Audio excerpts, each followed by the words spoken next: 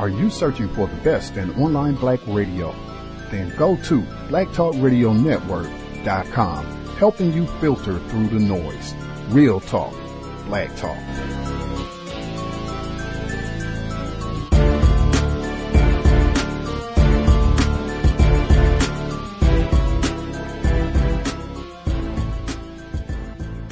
This summer marks 50 years since the Civil Rights Act was enacted. That happened on July 2nd, 1964. And 2 weeks later, a black teenager was killed in New York City by a white officer, sparking 6 days of rioting. It was the first instance of protest violence in a northern city related to the civil rights movement. The Harlem riot of 1964 electrified the nation and led to splits within the civil rights leadership.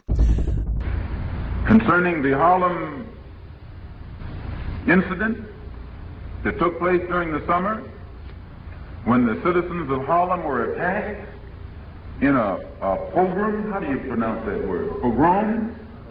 Pogrom, that's what it was. I was reading about it over, I can't pronounce it, because it's not my word.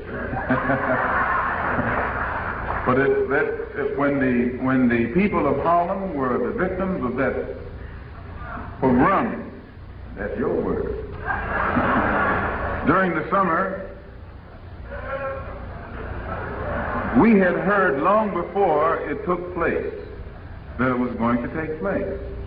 We had gotten the word that there were elements in the power structure that were going to incite a riot, something in Harlem that they could call a riot, in order that they could step in and be justified in using whatever measures necessary to crush the militant groups, which were still considered in the embryonic stage. And realizing that there was a plan afoot to instigate something in Harlem so they could step in and crush it, there were elements in Harlem who were prepared and qualified and equipped to retaliate in situations like that, who purposely did not get involved. And the real miracle of the Harlem explosions was the restraint exercised by the people of Harlem. The miracle of 1964, I tell it to you straight, the miracle of 1964 during the incidents that took place in Harlem was the restraint exercised by the people in Harlem who are qualified and equipped and whatever else there is to protect themselves when they are being illegally and immorally and unjustly attacked. And an illegal attack, an unjust attack, and an immoral attack can be made against you by anyone. Just because a person has on a uniform does not give him the right to come and shoot up your neighborhood. No, this is not right.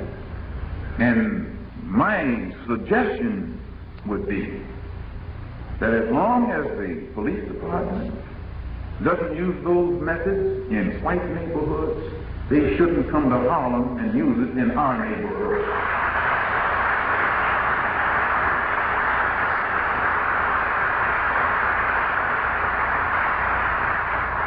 I wasn't here.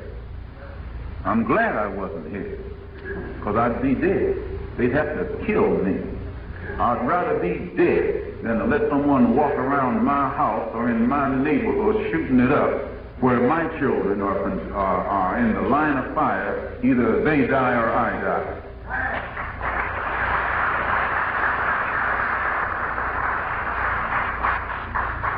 It's not intelligent. And it all started when a little boy was shot by a policeman.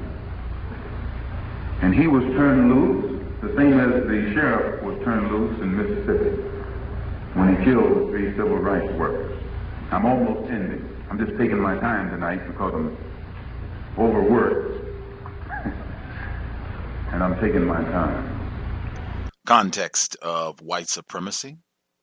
Gus T Renegade in for another broadcast, hopefully to share constructive information on the system of white supremacy.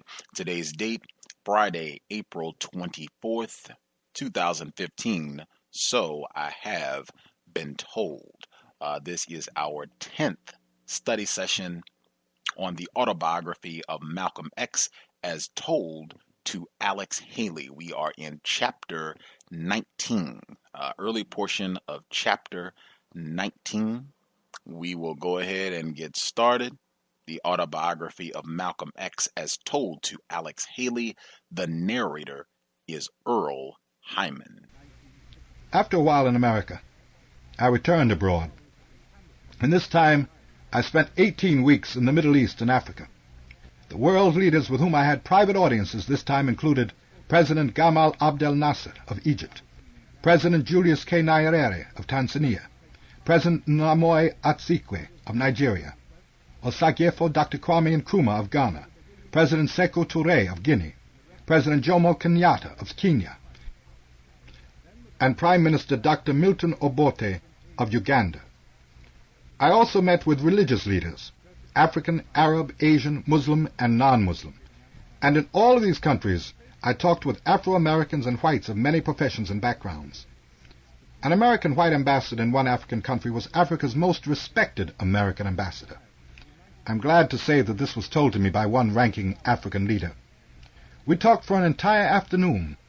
Based on what I'd heard of him, I had to believe him when he told me that as long as he was on the African continent, he never thought in terms of race, that he dealt with human beings, never noticing their color. He said he was more aware of language differences than of color differences.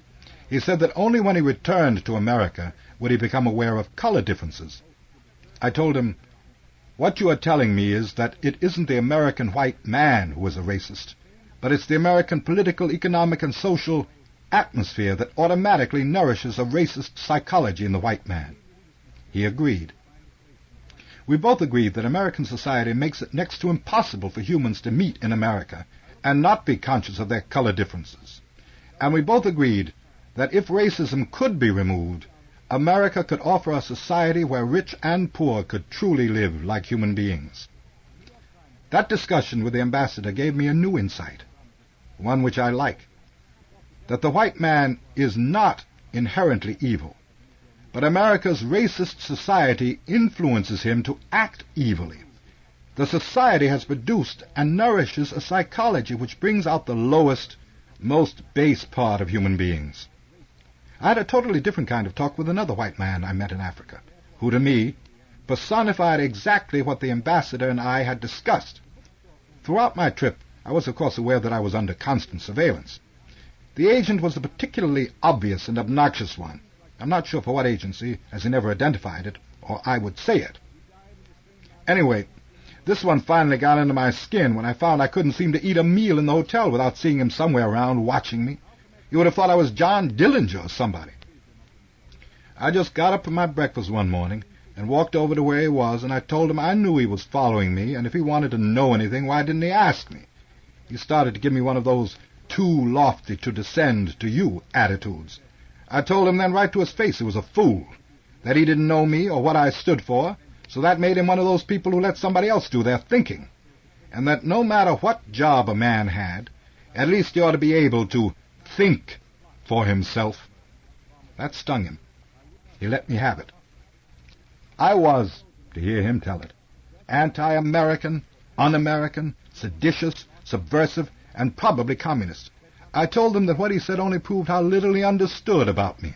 I told him that the only thing the FBI, the CIA, or anybody else could ever find me guilty of was being open-minded. I said I was seeking for the truth, and I was trying to weigh, objectively, everything on its own merit. I said what I was against was straight-jacketed thinking and straight-jacketed societies. I said I respected every man's right to believe whatever his intelligence tells him is intellectually sound, and I expect everyone else to respect my right to believe likewise. This super-sleuth then got off on my black Muslim religious beliefs.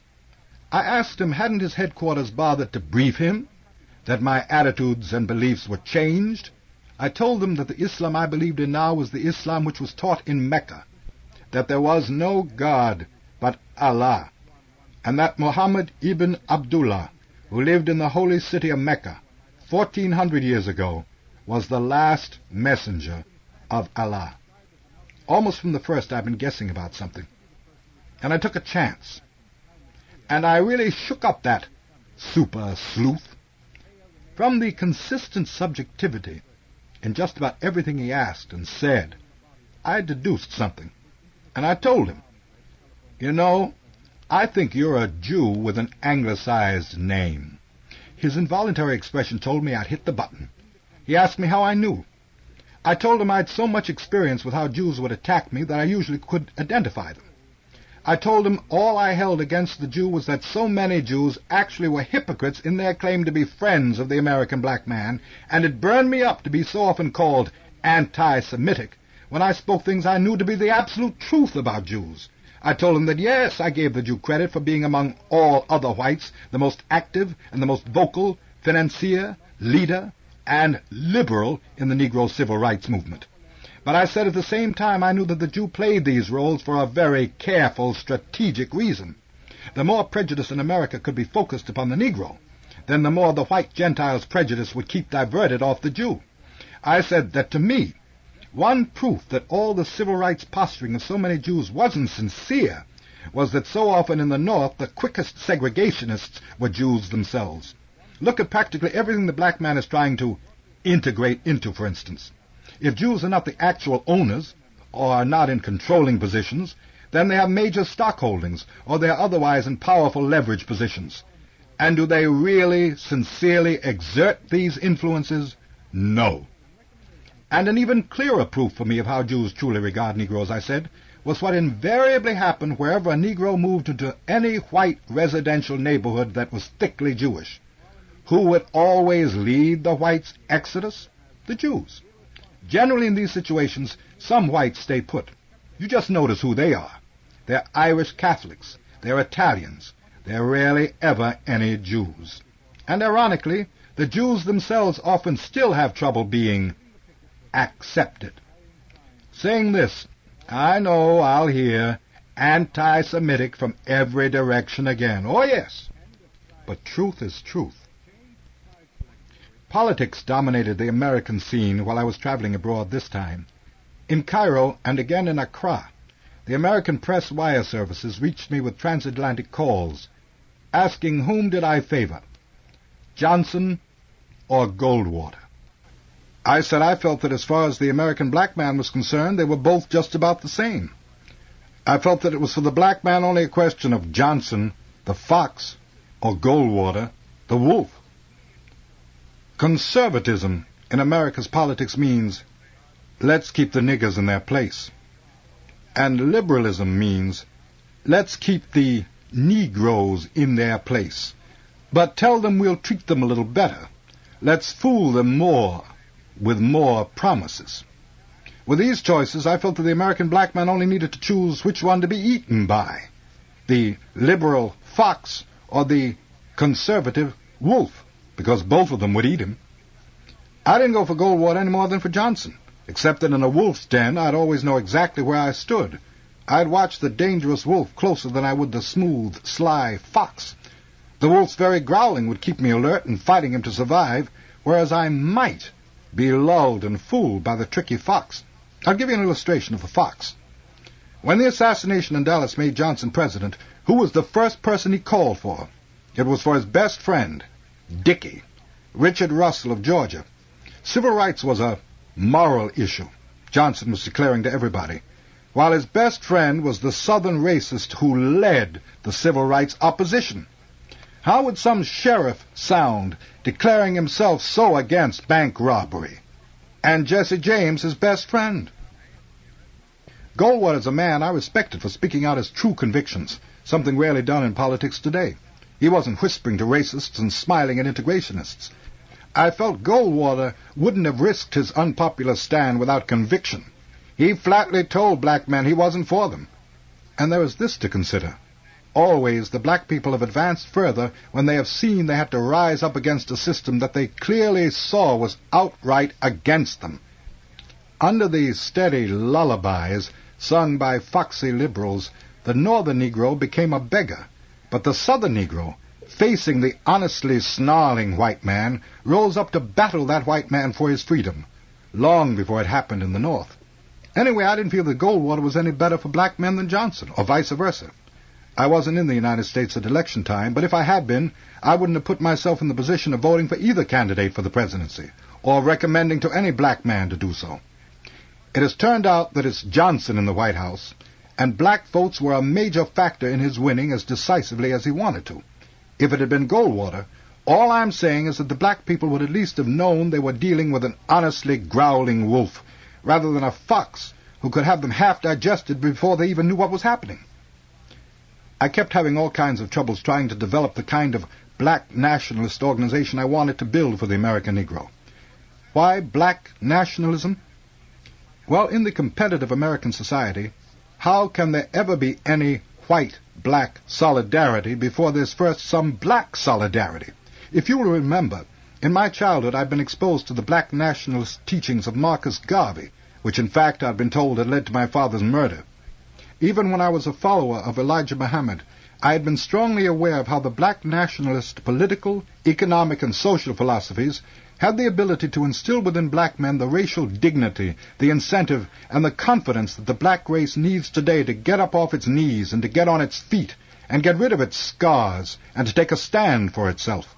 One of the major troubles that I was having in building the organization that I wanted, an all-black organization whose ultimate objective was to help create a society in which there could exist honest white-black brotherhood, was that my earlier public image, my old so-called black Muslim image, kept blocking me.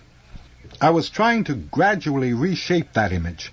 I was trying to turn a corner into a new regard by the public, especially Negroes. I was no less angry than I'd been, but at the same time the true brotherhood I'd had influenced me to recognize that anger can blind human vision. Every free moment I could find, I did a lot of talking to key people whom I knew around Harlem, and I made a lot of speeches saying, "True Islam taught me that it takes all of the religious, political, economic, psychological, and racial ingredients or characteristics to make the human family and the human society complete. Since I learned the truth in Mecca, my dearest friends have come to include all kinds, some Christians, Jews, Buddhists, Hindus, agnostics, and even atheists. I have friends who are called capitalists, socialists, and communists. Some of my friends are moderates, conservatives, extremists. Some are even Uncle Toms. My friends today are black, brown, red, yellow, and white." I said to Harlem street audiences that only when mankind would submit to the one God who created all, only then would mankind even approach the peace of which so much talk could be heard, but toward which so little action was seen. I said that on the American racial level we had to approach the black man's struggle against the white man's racism as a human problem, that we had to forget hypocritical politics and propaganda. I said that both races, as human beings, had the obligation, the responsibility of helping to correct America's human problem. The well-meaning white people, I said, had to combat actively and directly the racism in other white people, and the black people had to build within themselves much greater awareness that along with equal rights there had to be the bearing of equal responsibilities. I knew better than most Negroes how many white people truly wanted to see American racial problems solved. I knew that many whites were as frustrated as Negroes. I'll bet I got 50 letters some days from white people. The white people in meeting audiences would throng around me, asking me, after I'd addressed them somewhere, what can a sincere white person do? When I say that here now, it makes me think about that little co-ed I told you about, the one who flew from her New England college down to New York and came up to me in the Nation of Islam's restaurant in Harlem, and I told her that there was nothing she could do. I regret that I told her that. I wish that now I knew her name, or where I could telephone her or write to her, and tell her what I tell white people now when they present themselves as being sincere, and ask me, one way or another, the same thing that she asked. The first thing I tell them is that at least where my own particular black nationalist organization, the Organization of Afro-American Unity, is concerned, they can't join us. I have these very deep feelings that white people who want to join black organizations are really just taking the escapist way to salve their consciences. By visibly hovering near us, they are proving that they are with us. But the hard truth is this isn't helping to solve America's racist problem. The Negroes aren't the racists. Where the really sincere white people have got to do their proving of themselves is not among the black victims, but out on the battle lines of where America's racism really is. And that's in their own home communities. America's racism is among their own fellow whites. That's where the sincere whites who really mean to accomplish something have got to work. Aside from that, I mean nothing against any sincere whites when I say that as members of black organizations, generally, whites' very presence subtly renders the black organization automatically less effective. Even the best white members will slow down the Negroes' discovery of what they need to do, and particularly of what they can do for themselves, working by themselves, among their own kind, in their own communities. I sure don't want to hurt anybody's feelings, but in fact I'll even go so far as to say that I never really trust the kind of white people who are always so anxious to hang around Negroes or to hang around in Negro communities. I don't trust the kind of whites who love having Negroes always hanging around them. I don't know. This feeling may be a throwback to the years when I was hustling in Harlem, and all of those red-faced, drunk whites in the after-hours clubs were always grabbing hold of some Negroes and talking about, "I just want you to know you're just as good as I am." And then they got back in their taxicabs and black limousines and went back downtown to the places where they lived and worked, where no blacks except servants had better get caught. But anyway, I know that every time that whites join a black organization, you watch. Pretty soon the blacks will be leaning on the whites to support it, and before you know it, a black may be up front with a title, but the whites, because of their money, are the real controllers. I tell sincere white people, work in conjunction with us, each of us working among our own kind. Let sincere white individuals find all other white people they can who feel as they do, and let them form their own all-white groups to work trying to convert other white people who are thinking and acting so racist. Let sincere whites go and teach non-violence to white people. We will completely respect our white co-workers. They will deserve every credit. We will give them every credit. We will meanwhile be working among our own kind in our own black communities, showing and teaching black men in ways that only other black men can, that the black man has got to help himself. Working separately, the sincere white people and sincere black people actually will be working together.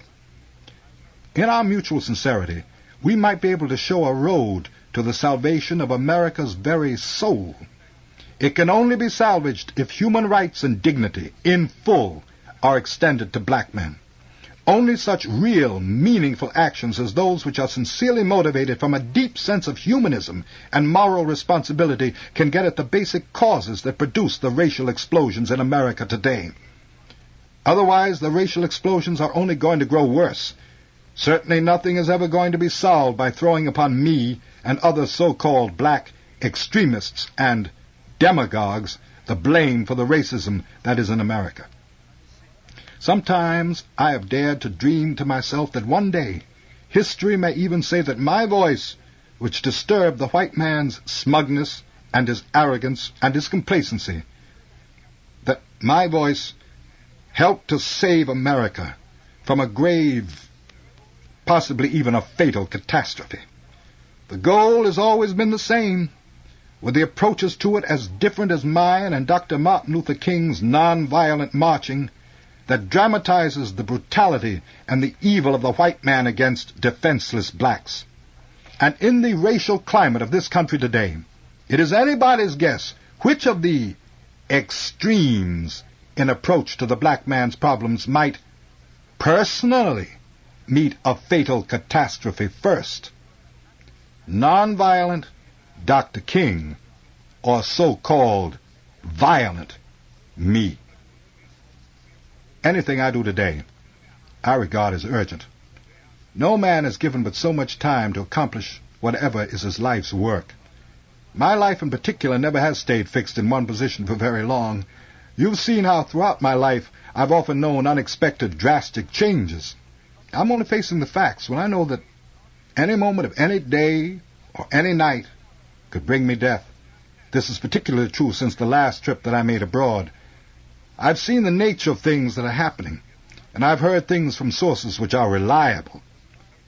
To speculate about dying doesn't disturb me as it might some people.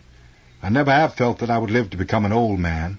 Even before I was a Muslim, when I was a hustler in the ghetto jungle and then a criminal in prison, it always stayed on my mind that I would die a violent death. In fact, it runs in my family. My father and most of his brothers died by violence. My father because of what he believed in.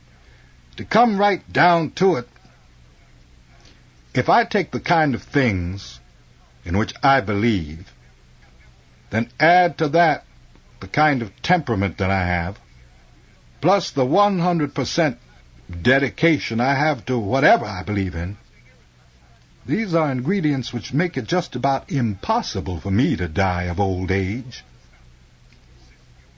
I've given to this book so much of whatever time I have because I feel, and I hope, that if I honestly and fully tell my life's account, read objectively, it might prove to be a testimony of some social value. I think that an objective reader may see how in the society to which I was exposed as a black youth here in America, for me to wind up in a prison was really just about inevitable. It happens to so many thousands of black youth. I think that an objective reader may see how when I heard, "The white man is the devil," when I played back what had been my own experiences, it was inevitable that I would respond positively. Then the next 12 years of my life were devoted and dedicated to propagating that phrase among the black people. I hope, that the objective reader, in following my life, the life of only one ghetto-created Negro, may gain a better picture and understanding than he has previously had of the black ghettos which are shaping the lives and the thinking of almost all of the 22 million Negroes who live in America.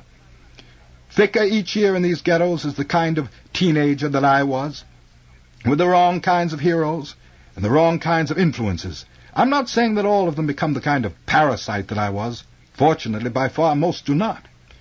But still, the small fraction who do add up to an annual total of more and more costly, dangerous, youthful criminals. The FBI not long ago released a report of a shocking rise in crime each successive year since the end of World War II, 10 to 12% each year. The report did not say so in so many words, but I'm saying that the majority of that crime increase is annually spawned in the black ghettos which the American racist society permits to exist. In the 1964 long, hot summer riots in major cities across the United States, the socially disinherited black ghetto youth were always at the forefront. In this year, 1965, I am certain that more and worse riots are going to erupt in yet more cities in spite of the conscience-salving Civil Rights Bill.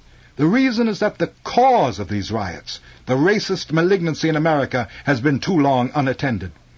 I believe that it would be almost impossible to find anywhere in America a black man who has lived further down in the mud of human society than I have, or a black man who has been any more ignorant than I have been, or a black man who has suffered more anguish during his life than I have.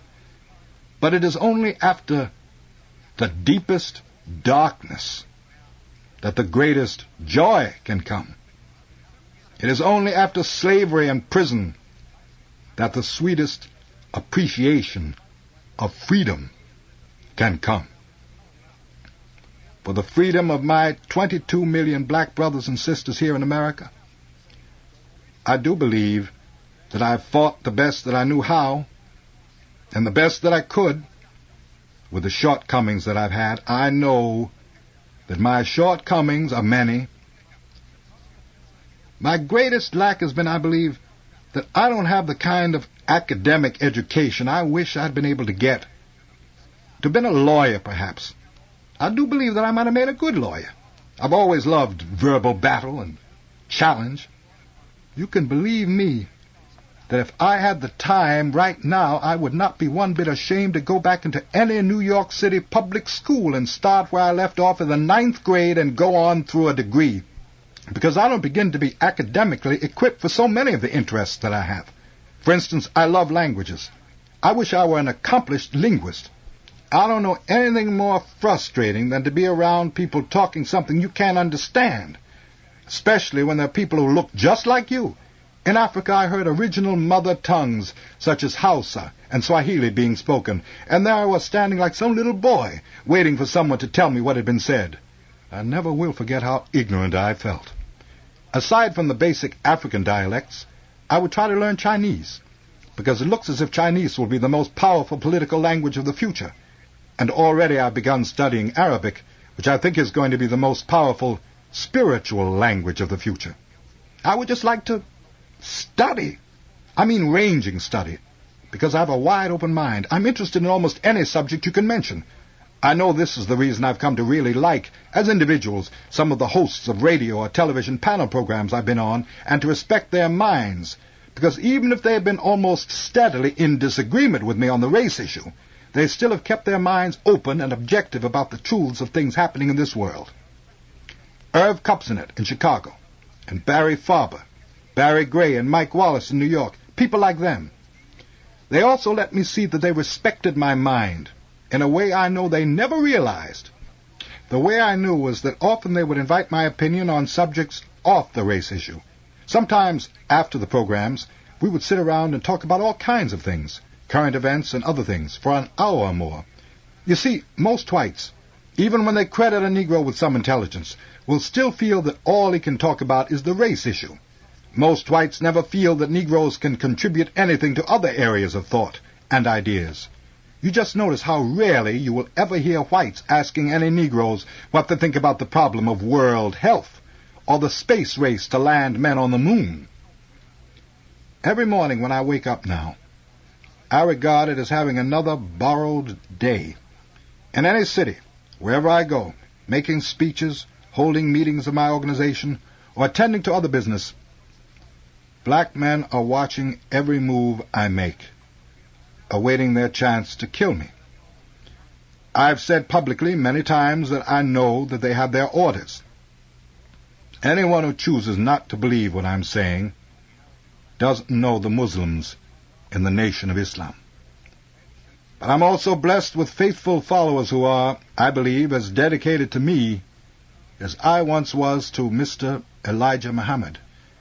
Those who would hunt a man need to remember that a jungle also contains those who hunt the hunters. I know, too, that I could suddenly die at the hands of some white racists, or I could die at the hands of some Negro hired by the white man, or it could be some brainwashed Negro acting on his own idea that by eliminating me he would be helping out the white man because I talk about the white man the way I do. Anyway, now, each day I live as if I am already dead, and I tell you what I would like for you to do. When I am dead, I say it that way because from the things I know, I do not expect to live long enough to read this book in its finished form. I want you to just watch and see if I'm not right in what I say. That the white man in his press is going to identify me with hate. He will make use of me dead as he's made use of me alive as a convenient symbol of hatred. And that will help him to escape facing the truth that all I've been doing is holding up a mirror to reflect, to show the history of unspeakable crimes that his race has committed against my race. You watch. I will be labeled as, at best, an irresponsible black man. I've always felt about this accusation that the black leader, whom white men consider to be responsible, is invariably the black leader who never gets any results. You only get action as a black man if you're regarded by the white man as irresponsible. In fact, this much I'd learned when I was just a little boy.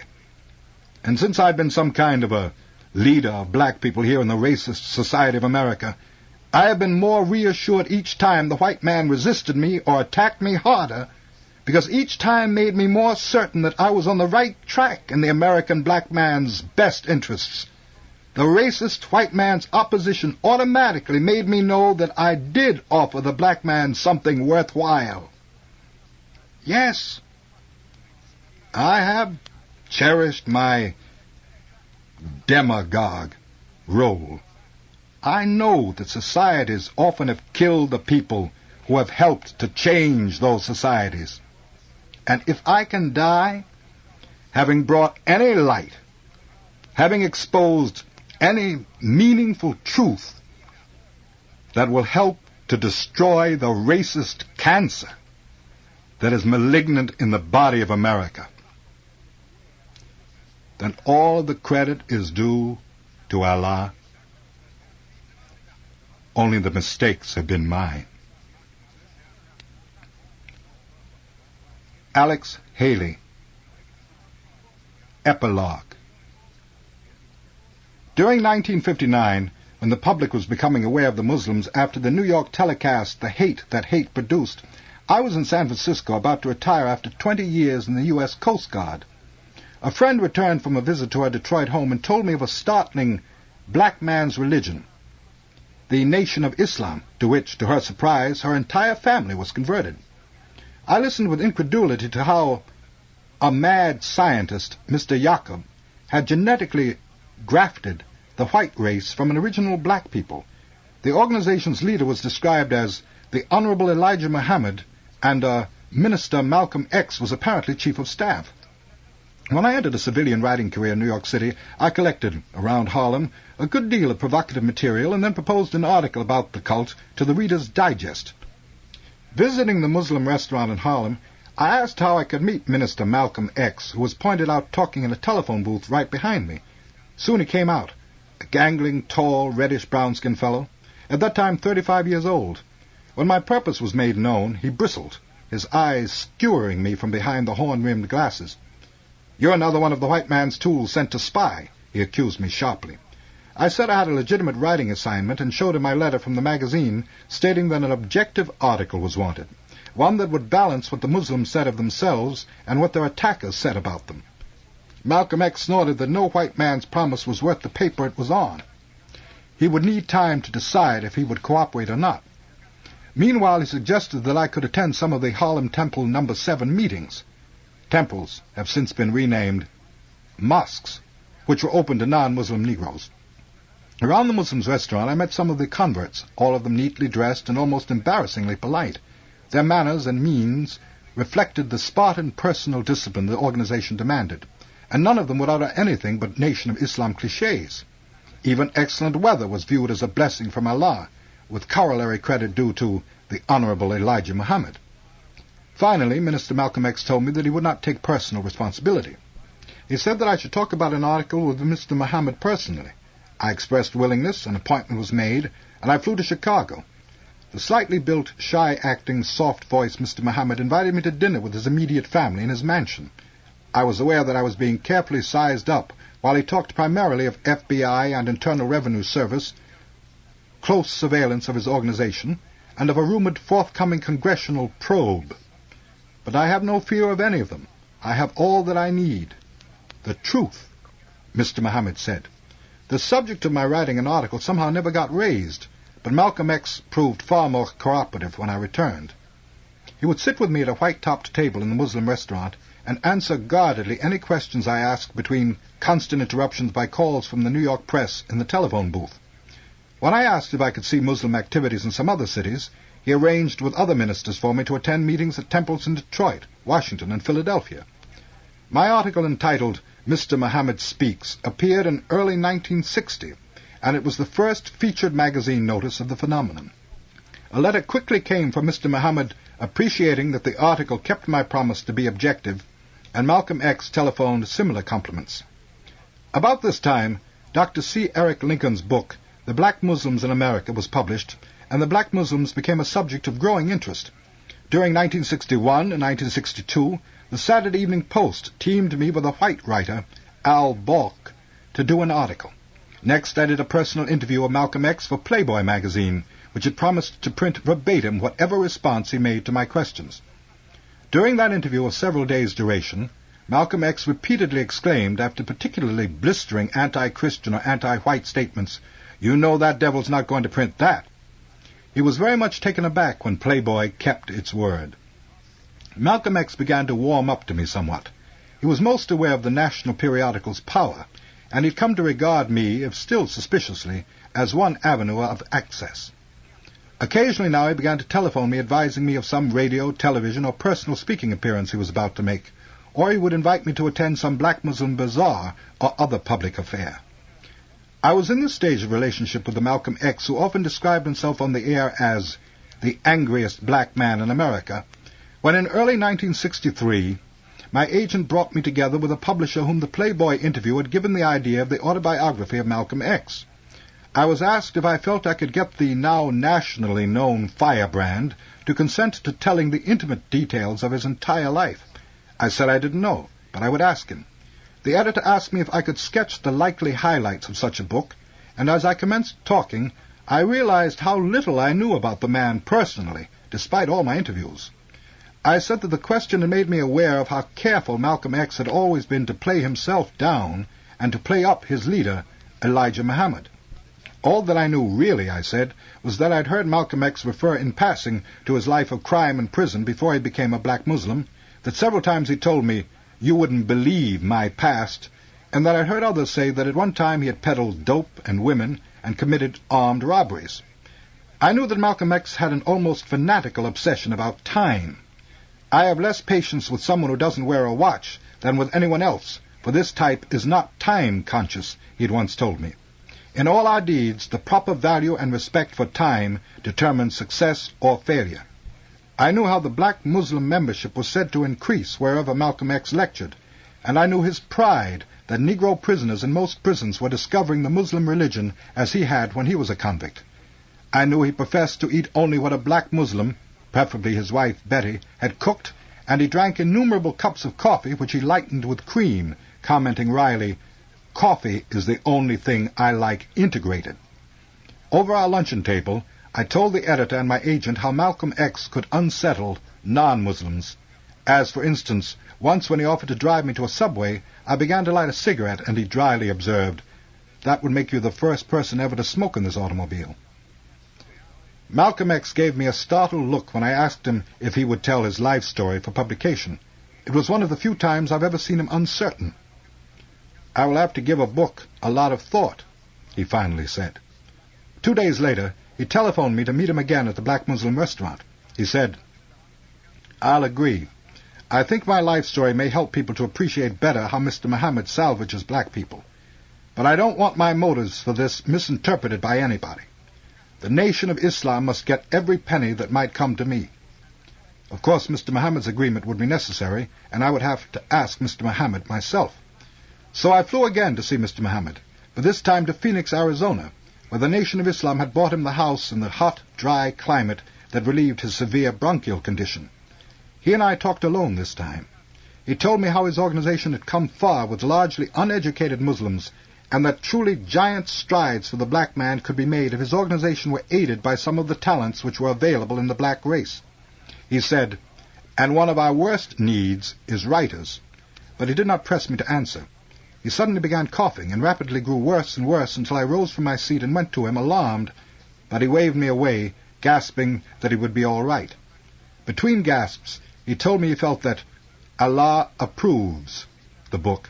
He said, "Malcolm is one of my most outstanding ministers." After arranging for his chauffeur to return me to the Phoenix airport, Mr. Muhammad quickly bade me goodbye and rushed from the room, coughing.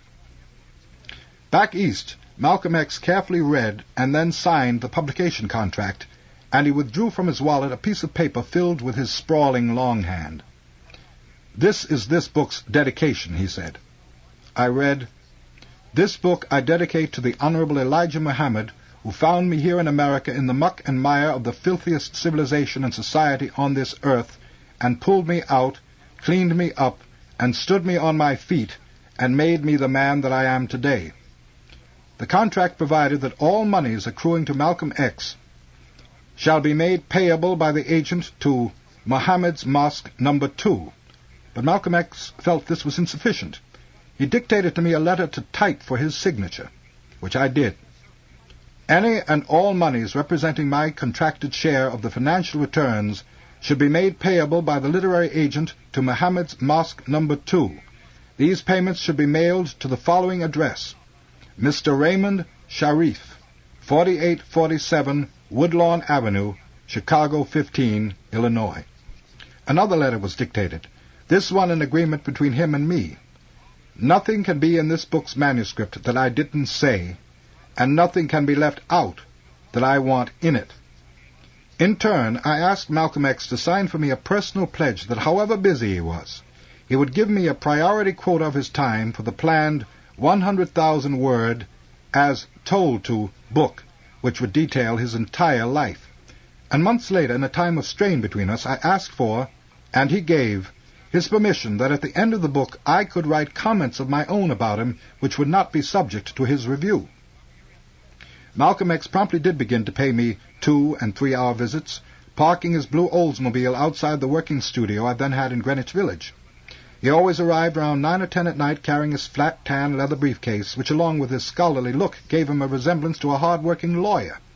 Inevitably he was tired after his long, busy day, and sometimes he was clearly exhausted.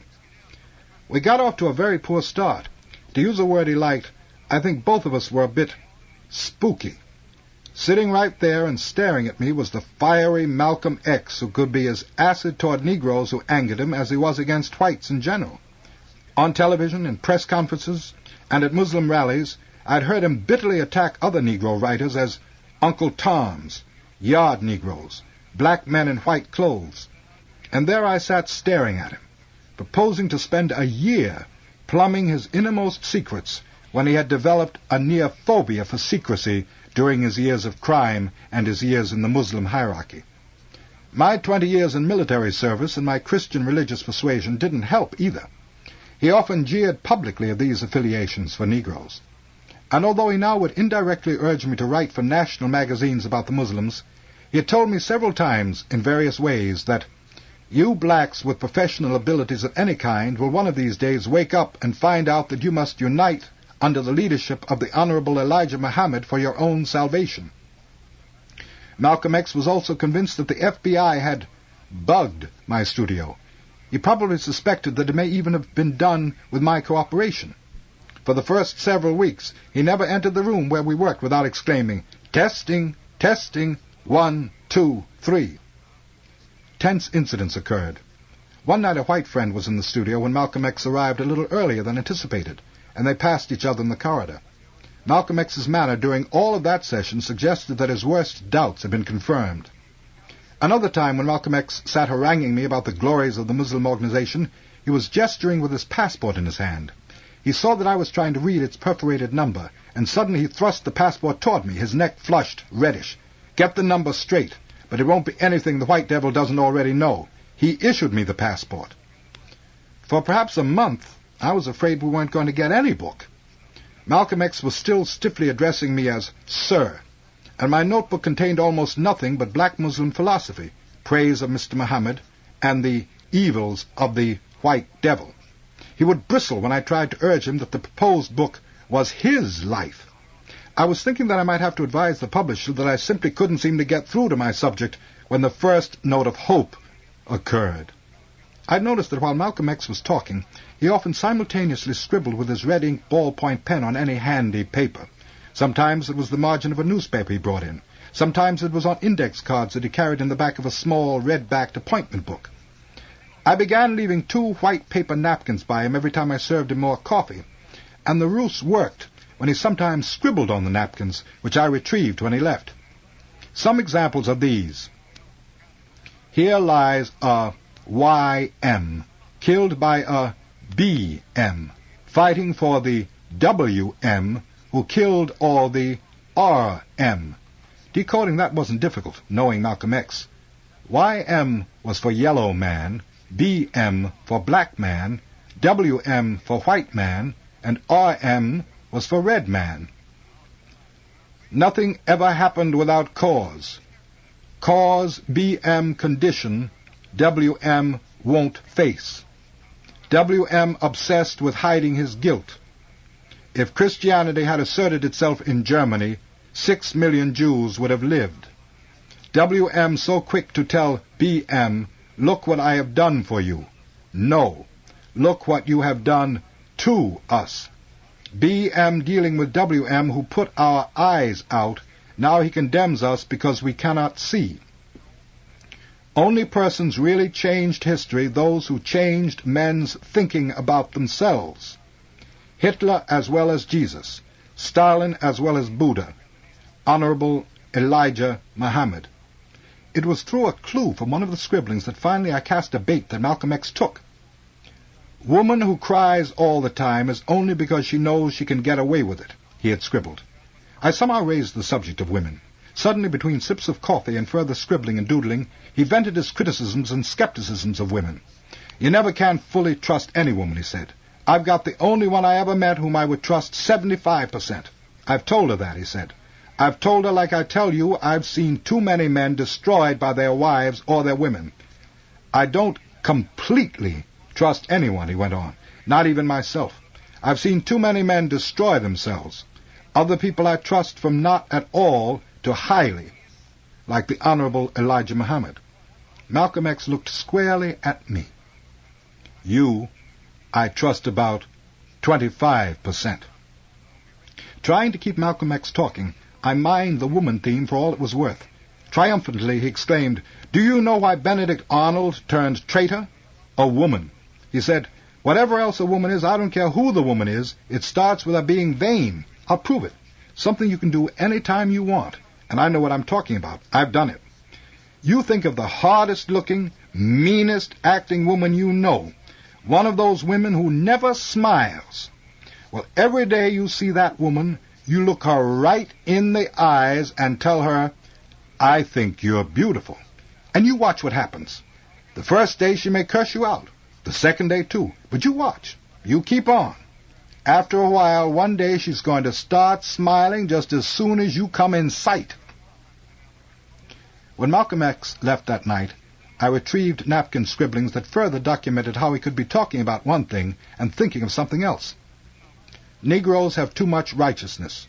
W.M. says, I want this piece of land. How do I get those couple of thousand B.M. on it off? I have wife who understands, or even if she doesn't, she at least pretends. B.M.'s struggle never gets open support from abroad it needs unless B.M. first forms own united front. Sit down, talk with people with brains I respect. All of us want same thing. Do some brainstorming. Would be shocking to reveal names of the B.M. leaders who have secretly met with T.H.E.M. The capitalized letters stood for the Honorable Elijah Muhammad. Then one night Malcolm X arrived nearly out on his feet from fatigue. For 2 hours he paced the floor delivering a tirade against Negro leaders who were attacking Elijah Muhammad and himself. I don't know what gave me the inspiration to say once when he paused for breath, I wonder if you tell me something about your mother. Abruptly he quit pacing, and the look he shot at me made me sense that somehow the chance question had hit him. When I look back at it now, I believe I must have caught him so physically weak that his defenses were vulnerable. Slowly, Malcolm X began to talk, now walking in a tight circle. She was always standing over the stove, trying to stretch whatever we had to eat. We stayed so hungry that we were dizzy. I remember the color of dresses she used to wear. They were a kind of faded-out gray. And he kept on talking until dawn, so tired that the big feet would often almost stumble in their pacing. From this stream of consciousness reminiscing, I finally got out of him the foundation for this book's beginning chapters, Nightmare and Mascot. After that night, he never again hesitated to tell me even the most intimate details of his personal life. Over the next 2 years, his talking about his mother triggered something. Malcolm X's mood ranged from somber to grim as he recalled his childhood. I remember his making a great point of how he learned what had been a cardinal awareness of his ever since. It's the hinge that squeaks that gets the grease. When his narration reached his moving to Boston to live with his half-sister Ella, Malcolm X began to laugh about how square he had been in the ghetto streets. Why, I'm telling you things I haven't thought about since then. he would exclaim. Then it was during recalling the early Harlem days that Malcolm X really got carried away. One night, suddenly, wildly, he jumped up from his chair, and incredibly, the fearsome black demagogue was scat-singing and popping his fingers, rebop-de-bop-blap-blam, and then grabbing a vertical pipe with one hand, as the girl partner. He went jubilantly lindy-hopping around, his coat-tail and the long legs and the big feet flying as they had in those Harlem days. And then, almost as suddenly, Malcolm X caught himself and sat back down. And for the rest of that session, he was decidedly grumpy. Later on in the Harlem narrative, he grew somber again. The only thing I considered wrong was what I got caught doing wrong. I had a jungle mind. I was living in a jungle, and everything I did was done by instinct to survive. But he stressed that he had no regrets about his crimes, because it was all a result of what happens to thousands upon thousands of black men in the white man's Christian world. His enjoyment resumed when the narrative entered his prison days. Let me tell you how I'd get those white devil convicts and the guards, too, to do anything I wanted. I'd whisper to them, "If you don't, I'll start a rumor that you're really a light Negro just passing as white." That shows you what the white devil thinks about the black man. He'd rather die than be thought a Negro. He told me about the reading he'd been able to do in prison. I didn't know what I was doing, but just by instinct I liked the books with intellectual vitamins. And another time, in the hectic pace of the world today, there is no time for meditation or for deep thought. A prisoner has time that he can put to good use. I'd put prison, second to college, as the best place for a man to go if he needs to do some thinking. If he's motivated, in prison, he can change his life. Yet another time, Malcolm X reflected, once a man has been to prison, he never looks at himself or at other people the same again. The squares out here whose boat has been in smooth waters all the time turn up their noses at an ex-con. But an ex-con can keep his head up when the squares sink. He scribbled that night, I kept both my notebooks and the paper napkins dated. This W.M. created and dropped a bomb on non-whites. W.M. now calls red and lives in fear of other W.M. he knows may bomb us. Also, learn wisdom from the pupil of the eye that looks upon all things and yet to self is blind. Persian poet. At intervals, Malcolm X would make a great point of stressing to me, now, I don't want anything in this book to make it sound that I think I'm somebody important. I would assure him that I would try not to, and that in any event he would be checking the manuscript page by page and ultimately the galley proofs. At other times he would end an attack upon the white man and, watching me take the notes, exclaim, "That devil's not going to print that, I don't care what he says." I would point out that the publishers had made a binding contract and had paid a sizable sum in advance. Malcolm X would say, "You trust them, and I don't. You studied what he wanted you to learn about him in schools. I studied him in the streets and in prison, where you see the truth." Experiences which Malcolm X had had during a day could flavor his interview mood. The most wistful, tender anecdotes generally were told on days when some incident had touched him. Once, for instance, he told me that he'd learned that a Harlem couple, not black Muslims, had named their newborn son Malcolm after him. "What do you know about that?" he kept exclaiming. And that was the night he went back to his own boyhood again, and this time recalled how he used to lie on his back on Hector's Hill and think. That night, too, I'll never forget the day they elected me the class president. A girl named Audrey Slaw, whose father owned a car repair shop, nominated me, and a boy named James Cotton seconded the nomination. The teacher asked me to leave the room while the class voted. When I returned, I was the class president. I couldn't believe it. Any interesting book which Malcolm X had read could get him going about his love of books. People don't realize how a man's whole life can be changed by one book. He came back again and again to the books that he'd studied when in prison. "Did you ever read The Loom of Language?" he asked me, and I said I hadn't. "You should. Philology, it's a tough science, all about how words can be recognized no matter where you find them. Now you take Caesar. It's Latin. In Latin it's pronounced like Kaiser, with a hard C, but we anglicize it by pronouncing a soft C. The Russians say Tsar and mean the same thing. Another Russian dialect says Tsar Jacob Grimm was one of the foremost philologists. I studied his Grimm's Law in prison, all about consonants. Philology is related to the science of etymology, dealing in root words. I dabbled in both of them. When I turned that page in my notebook, the next bears a note that Malcolm X had telephoned me saying, "I'm going to be out of town for a few days." I assumed that, as had frequently been the case before, he had speaking engagements or other Muslim business to attend somewhere, and I was glad for the respite in which to get my notes separated under the chapter headings they would fit.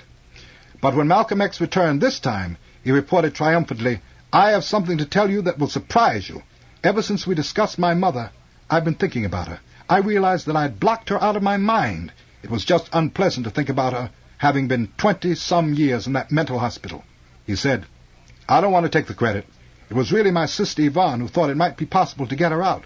Yvonne got my brothers Wilfred, Wesley, and Filbert together, and I went out there too. It was Filbert who really handled it." "It made me face something about myself," Malcolm X said. "My mind had closed about our mother. I simply didn't feel the problem could be solved, so I had shut it out. I'd built up subconscious defenses. The white man does this. He shuts out of his mind, and he builds up subconscious defenses against anything he doesn't want to face up to. I've just become aware how closed my mind was now that I've opened it up again. That's one of the characteristics I don't like about myself. If I meet a problem I feel I can't solve, I shut it out. I make believe that it doesn't exist. But it exists." It was my turn to be deeply touched. Not long afterward, he was again away for a few days. When he returned this time, he said that at his brother Filbert's home, "We had dinner with our mother for the first time in all those years." He said, "She's 66, and her memory is better than mine, and she looks young and healthy. She has more of her teeth than those who were instrumental in sending her to the institution." When something had angered Malcolm X during the day, his face would be flushed redder when he visited me, and he generally would spend much of the session lashing out bitterly. When some Muslims were shot by Los Angeles policemen, one of them being killed, Malcolm X, upon his return from a trip he made there, was fairly apoplectic for a week. It had been in this mood that he had made, in Los Angeles, the statement which caused him to be heavily censured by members of both races. "I've just heard some good news," referring to a plane crash at Orly Field in Paris, in which 30-odd white Americans, mostly from Atlanta, Georgia, had been killed instantly. Malcolm X never publicly recanted the statement, to my knowledge, but much later he said to me simply, "That's one of the things I wish I had never said." Any time the name of the present federal Judge Thurgood Marshall was raised, Malcolm X still practically spat fire in memory of what the judge had said years before when he was the NAACP chief attorney. "The Muslims are run by a bunch of thugs organized from prisons and jails and financed, I'm sure, by some Arab group." The only time that I've ever heard Malcolm X use what might be construed as a curse word, it was a hell, used in response to a statement that Dr. Martin Luther King made that Malcolm X's talk brought misery upon Negroes. Malcolm X exploded to me, "How in the hell can my talk do this? It's always a Negro responsible, not what the white man does." The extremist or demagogue accusation invariably would burn Malcolm X. "Yes, I'm an extremist. The black race here in North America is in extremely bad condition. You show me a black man who isn't an extremist, and I'll show you one who needs psychiatric attention." Once when he said, "Aristotle shocked people. Charles Darwin outraged people. Aldous Huxley scandalized millions," Malcolm X immediately followed the statement with, "Don't print that. People would think I'm trying to link myself with them." Another time, when something provoked him to exclaim, "These Uncle Toms make me think about how the prophet Jesus was criticized in his own country," Malcolm X promptly got up and silently took my notebook, tore out that page, and crumpled it and put it into his pocket, and he was considerably subdued during the remainder of that session. I remember one time we talked, and he showed me a newspaper clipping reporting where a Negro baby had been bitten by a rat. Malcolm X said, "Now just read that. Just think of that a minute. Suppose it was your child. Where's that slumlord? On some beach in Miami." He continued fuming throughout our interview. I did not go with him when later that day he addressed a Negro audience in Harlem and an incident occurred which Helen Duda reported in the New York Post. Malcolm, speaking in Harlem, stared down at one of the white reporters present, the only whites admitted to the meeting, and went on, "Now, there's a reporter who hasn't taken a note in half an hour, but as soon as I start talking about the Jews, he's busy taking notes to prove that I'm anti-Semitic." Behind the reporter, a male voice spoke up, "Kill the bastard! Kill them all!" The young man, in his unease, smiled nervously, and Malcolm jeered. "Look at him laugh. He's really not laughing. He's just laughing with his teeth." An ugly tension curled the edges of the atmosphere. Then Malcolm went on, "The white man doesn't know how to laugh. He just shows his teeth. But we know how to laugh. We laugh deep down, from the bottom up." The audience laughed, deep down, from the bottom up, and as suddenly as Malcolm had stirred it, so skillfully and swiftly he deflected it. It had been at once a masterful and shabby performance. I later heard somewhere, or read, that Malcolm X telephoned an apology to the reporter. But this was the kind of evidence which caused many close observers of the Malcolm X phenomenon to declare in absolute seriousness that he was the only Negro in America who could either start a race riot or stop one. When I once quoted this to him, tacitly inviting his comment, he told me tartly, "I don't know if I could start one. I don't know if I'd want to stop one." It was the kind of statement he relished making. Context of White Supremacy. We are in the epilogue. Next week will be our last session. We will be all done. We'll have one more on the Autobiography of Malcolm X. Anywho, folks who would like to participate, the number to dial is 760-569-7676. The code is 564-943#. Press star 6 if you would like to participate. The number again, 760-569-7676. The code is 564-943#. Press star 6 if you would like to participate. If you would like to use the free flash phone, works anywhere in the world. It should be linked at Black Talk Radio Network. If you can't find it there, the address is tiny, tiny.cc/1race. And that is the number 1. Address again is tiny, tiny.cc/1race. And that is the number 1. When you put that address in, click the link on the left side. It says free flash phone. When you do so, it will open a small window on your screen. On the first line, it is a drop-down menu. Select the number that I just gave out, which again is 760-569-7676. On the next line, it will ask for the code. That code again is 564-943. And then on the final line, you'll ask for a name. You can press random keys, nickname, real name, whatever you're comfortable with. Once you get all that done, click the green button at the bottom. It will connect you to the program. You should be able to hear us live. It is the same procedure. If you would like to participate, you will see the dial pad on your screen.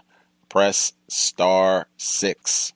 When you do so, you'll hear the audio prompt. Press 1. We'll get you on the line and you can share your thoughts.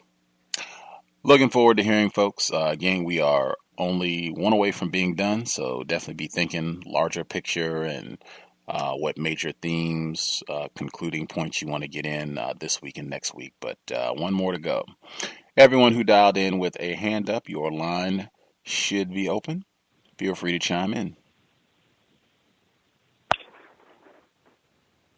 Greetings.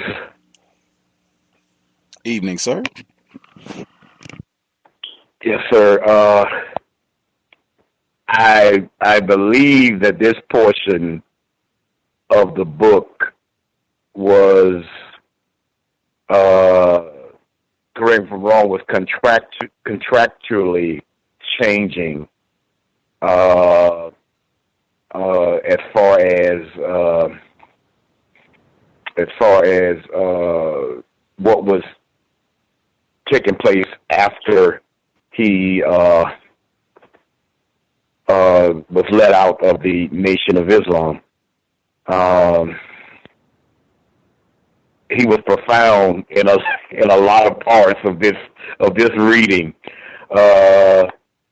about the situation that non-white black people who don't have the finances, which I guess he used the term ghetto Negro, something like that. Very profound. He actually gave his own eulogy, to tell the truth, in that last reading, he was so precise. So precise in his describing of himself in his physical demise, that it gives one an indicator on how much dedication he put towards study,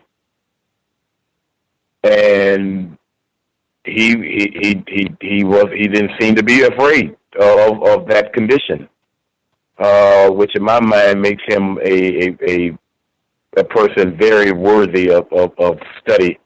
And I can see why Mr. Davis made that famous eulogy of him at the funeral, which said that he was our black shining prince who didn't hesitate to die because he loved us so. He basically, before that even was made public, that Ossie Davis eulogy, he basically he was describing himself in that eulogy. A very serious person, very dedicated to learning as much as he could about the system of racism and white supremacy, and was intent on coming up with some answers to that problem. I mean, I've read this book, I don't know how many times. The last time I read it, I read it with my son together, and you always, I always learn something from it. And this guy was this victim of racist life was very dedicated to what he was attempting to do, and he was definitely an example to study and research on. Honest enough to mention his mistakes, the mistakes that he made in that process also. Those are basically my observations, and someone else can go right ahead. Thank you.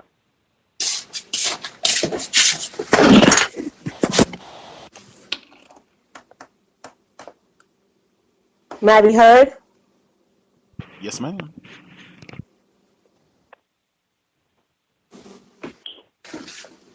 May I be heard?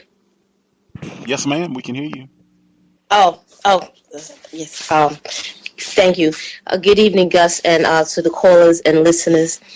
I just had a couple of observations. Like the previous caller, I did read this book before, but I was very young. I think I was like in the 8th grade. So being introduced to the cows and counter racism, I have a whole other perspective on it. I did understand somewhat of it when I was in the 8th grade, but not a mature adult understanding. I think that I heard in the reading that a white Muslim told him while he was in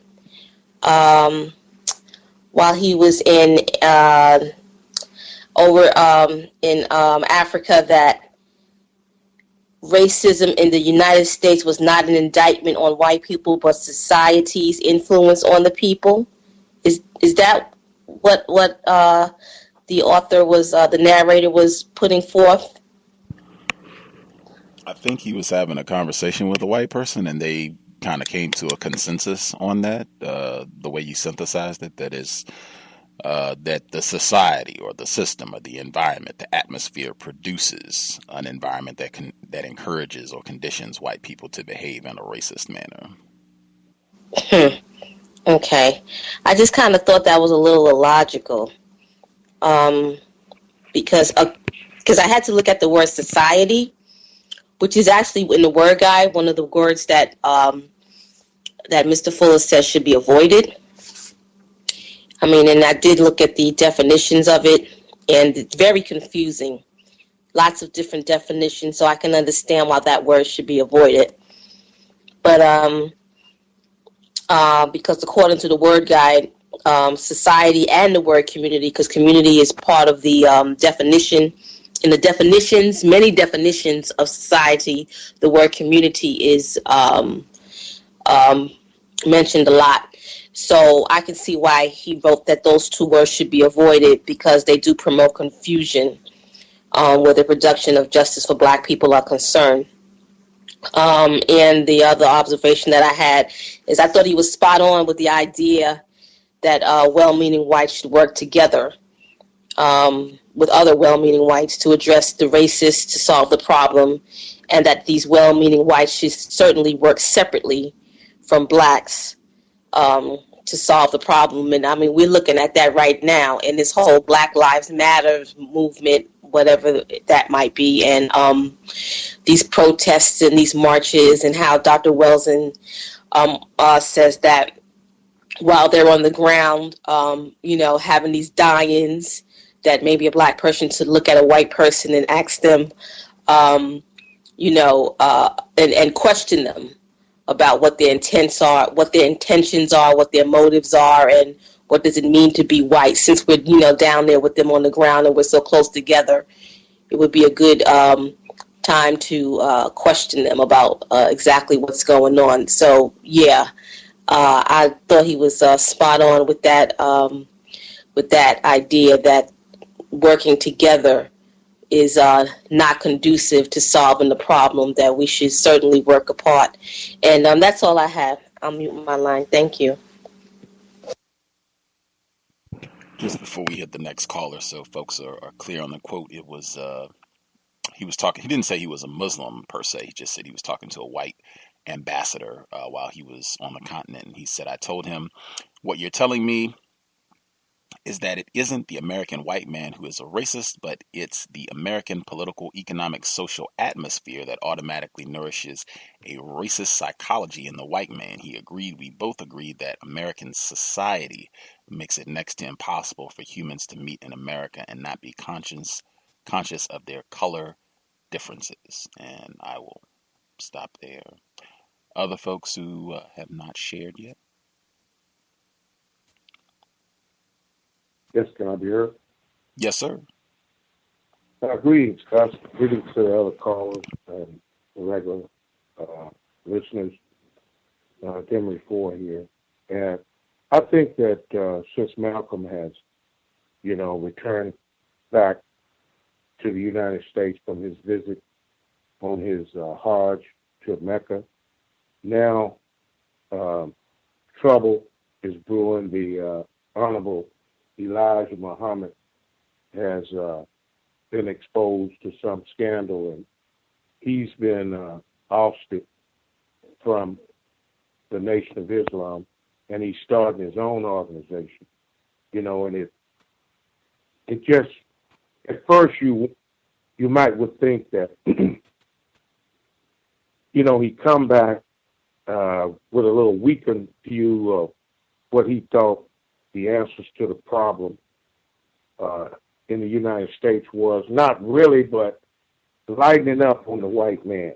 Like, we can get along. It can, be a peaceful coexistence. And then, as soon as he gets back, he's met with this reporter that's dogging him out and asking him, trying to get him caught up in his philosophy, like he didn't know what he was talking about.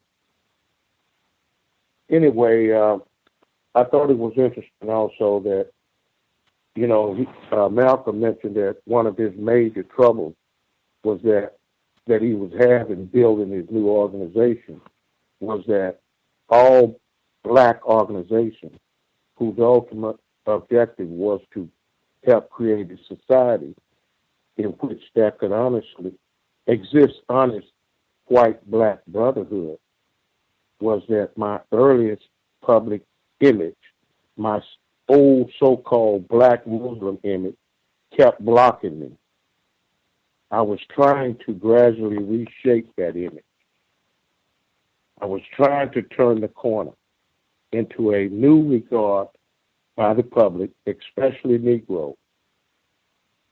I was no less angry than I had been, but at the same time, the true brotherhood I had seen in the holy world had influenced me to recognize that anger can blind human vision. I just, thought that, that's just the opposite of the way victims of racism feel now. It's almost like that we are being drawn back into an image that the so-called well-meaning white person, or that white people, are less culpable. I don't think the majority of us have the problem of keep going back to an old militant self, that wants to look at the white man as a devil. But I could be wrong in that assessment, but I just thought that was interesting. I'll mute my line. Can I be heard? Yes, sir. Okay. A few months ago, Dr. Umar Johnson had visited New Orleans, and he spoke about Malcolm X. And he said that after his Hajj to Mecca, he decided to try to make inroads with the people that were following Dr. King. And in part of that, he was softening his image instead of being what Mr. Malcolm said as an angry black Muslim, to something that would be more acceptable to the followers of Dr. King. So I think what the previous caller said was a bit more of that propaganda that Minister Malcolm was spreading, so that he can make inroads with Dr. King, so that it will be more politically acceptable for him and Dr. King to work with each other in public. And I just wanted to share that.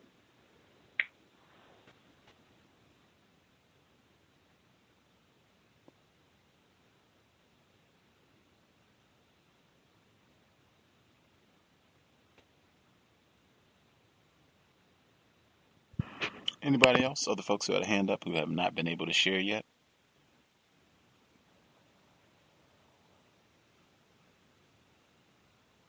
How you doing, Thomas Smith from New York? Can I be heard? Yes, sir. Yeah, I like the dialogue with everyone. Everyone's been in points that I've been thinking as well. Yeah, we did a great job. And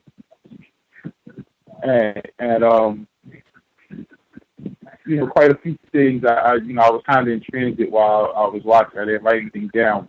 What really stuck out to me was the part that he said China is going to be the currency of the future. And I was like, man, he had some foresight, because I was just watching on the news, and they said that China is the creditor behind 84% of the credit cards issued in the United States last year. And I said, wow, so when I heard him say that, I'm like, man, how did he know that? I listened to the end. It was a couple of times where the author would say, Malcolm obviously didn't want something in the book. He got up and ripped the page up. I was wondering why he decided to still add that in the ending part. But everyone hit the points I was thinking of. Thank you.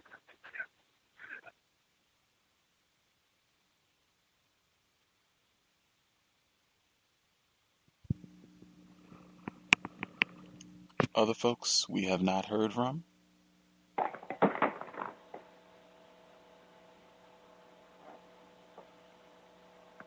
Anybody else with a hand up who had something they wanted to share?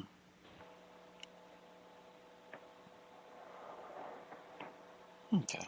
Seeing some other hands, but maybe they're just listening. Anywho, appreciate the commentary from everybody. Great points.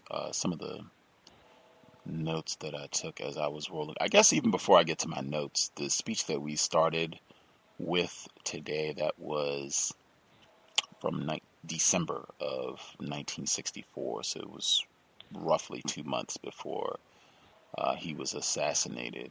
But I just thought it was so relevant with everything that's going on right now, with everything that's been going on forever under white supremacy, but particularly this week with all the attention in Baltimore and over the last 8 months and everything about the riots in Harlem, which I'm a little bit surprised I haven't heard more people reference, particularly because it was James Powell, that's the young black male that was killed, that started everything in the summer of '64. And he was killed almost 50 years to the day that Eric Garner was killed, also in New York. And I'm a little surprised I haven't heard more people make that connection, because it generated a lot of dialogue, and Minister Malcolm talked about it, referenced it repeatedly, but I thought that was important, some of the comments that he made during that speech, and even applicable to officers not being charged, same story.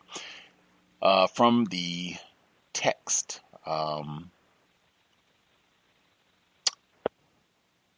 there was where he said he's the angriest Negro in America. I wouldn't deny that charge. I spoke exactly as I felt. I believe in anger. The Bible says there is a time for anger. I thought that was a great passage. It even reminded me, Dr. Kanban, I was speaking with him privately, and he said that there was a report, there was a study, and it showed that people who are happy don't live as long as people that are unhappy. And he didn't know the science behind, or he gave his own little theory as to what was going on behind that. But the gist of it was the same conclusion, that it's good to be angry, that motivates you to do things that'll get you out of the bed in the morning when you are upset about something. That can really cause people to find energy that they didn't know they had.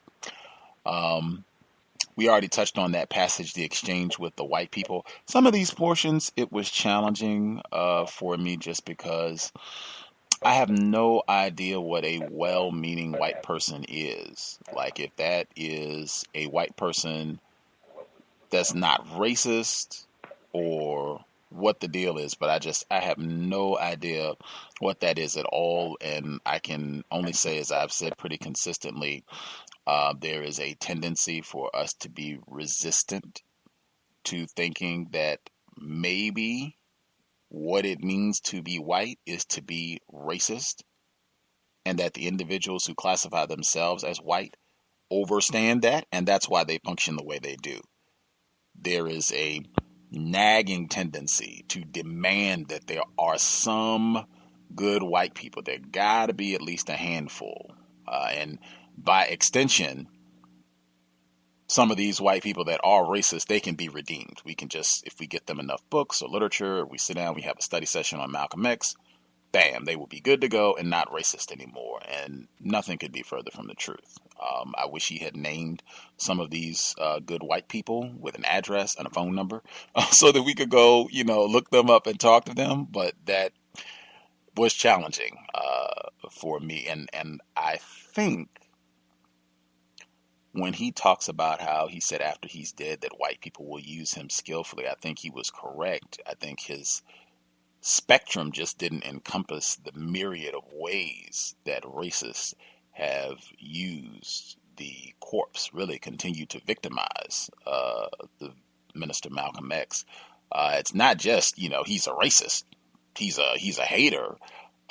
They will also take this portion. They will toss everything else out and just say, yeah, he was a racist. But after he went to Mecca, then see, it's not all white people. See, he thought there were cool white people too. I think I have seen some of the more refined, more powerful racists. They will use that portion almost exclusively to say, well, see, you can't take any sort of analysis to suggest that white people, all of them, are irredeemably racist. Minister Malcolm, he refuted that. He debunked that. He thought there were great white people, well-meaning white people. I mean, same sort of nonsense. It was challenging for me to listen to that. Let's see.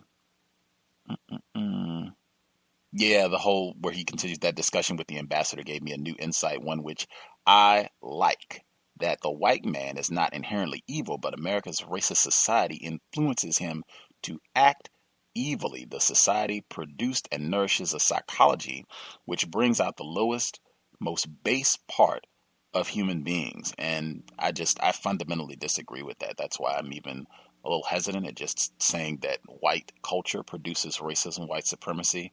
It's almost chicken and egg. And I tend to lean the other way because I feel like it kind of lets whites off the hook when they are doing this deliberately, consciously, willingly.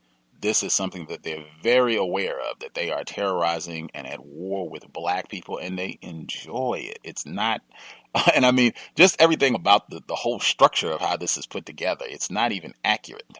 If it was just the so-called United States, that would be fine. That is clearly not what it is. Clearly, the entire continent of Africa, you have the same problem, the same white pathology. Australia, the UK, he's talking about a lot of it in the book. Vietnam, I mean, it's worldwide. South America, Brazil. He's meeting with Fidel Castro and all these folks. What's going on in Latin America? I mean, this is a global phenomenon, a global pattern of terroristic behavior against black people. It's not just quote unquote America producing the worst of the white folks. It's just it's inaccurate, and I don't think it would take much study to get around that. I guess I would even put this all together succinctly. I said, for me, reading it this time, I don't recall remembering it before and processing it when he said that white girl that asked what could she do, and he said he didn't want to hurt her feelings. That to me has been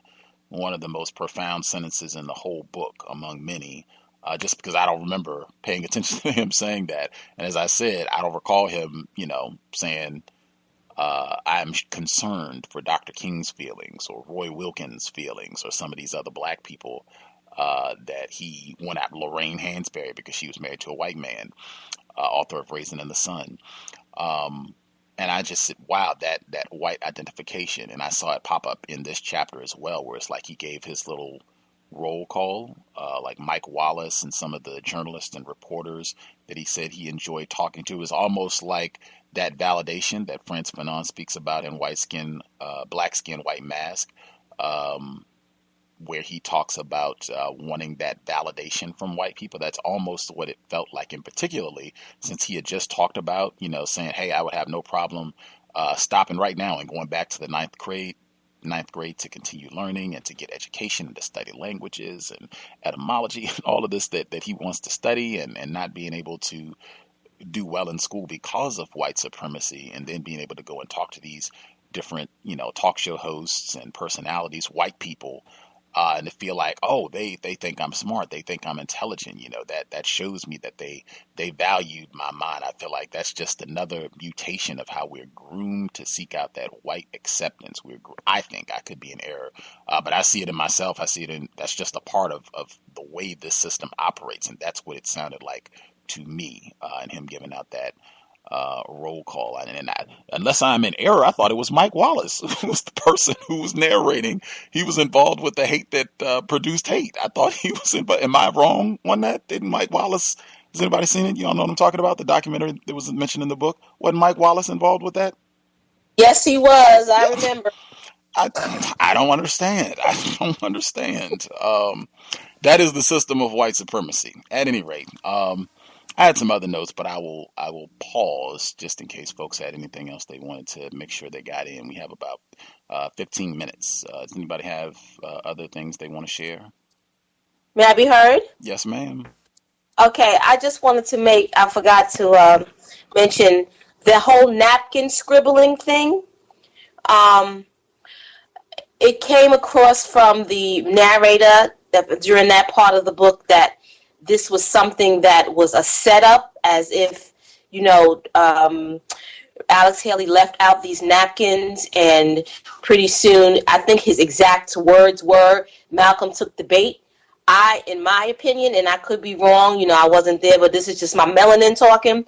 I don't think that Malcolm was taking bait. I think that he was conscious of the fact that, these things were around for him to write these little scribble around these notes on, because he did have, according to what I think I heard the author say the narrator say that he did have some other kind of notebook or other things that he wrote in. So I think that he was very conscious of the fact that these things were being left out for him to write these little notes like YM and why, about the yellow man, the red man, and the white man. So I think that he was doing that purposely for him and leaving those notes there, but I could be wrong. But like I said, that's just my speculation. That's all I had. I'll mute my line. Do we miss anyone? Anyone with us who hasn't been able to share yet? Can I be heard? Yes, ma'am. Good evening, everyone. Evening, Gus. Just a lot of notes here. I'm going to try to really make it very quick.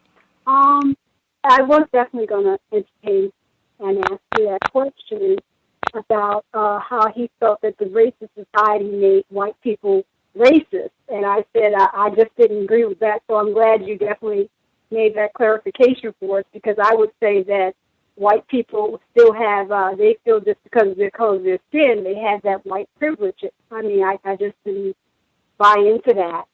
He talked about the Jews and segregation, how, Jews would be more likely to exit a neighborhood more so than the Irish, Italians, and whatever.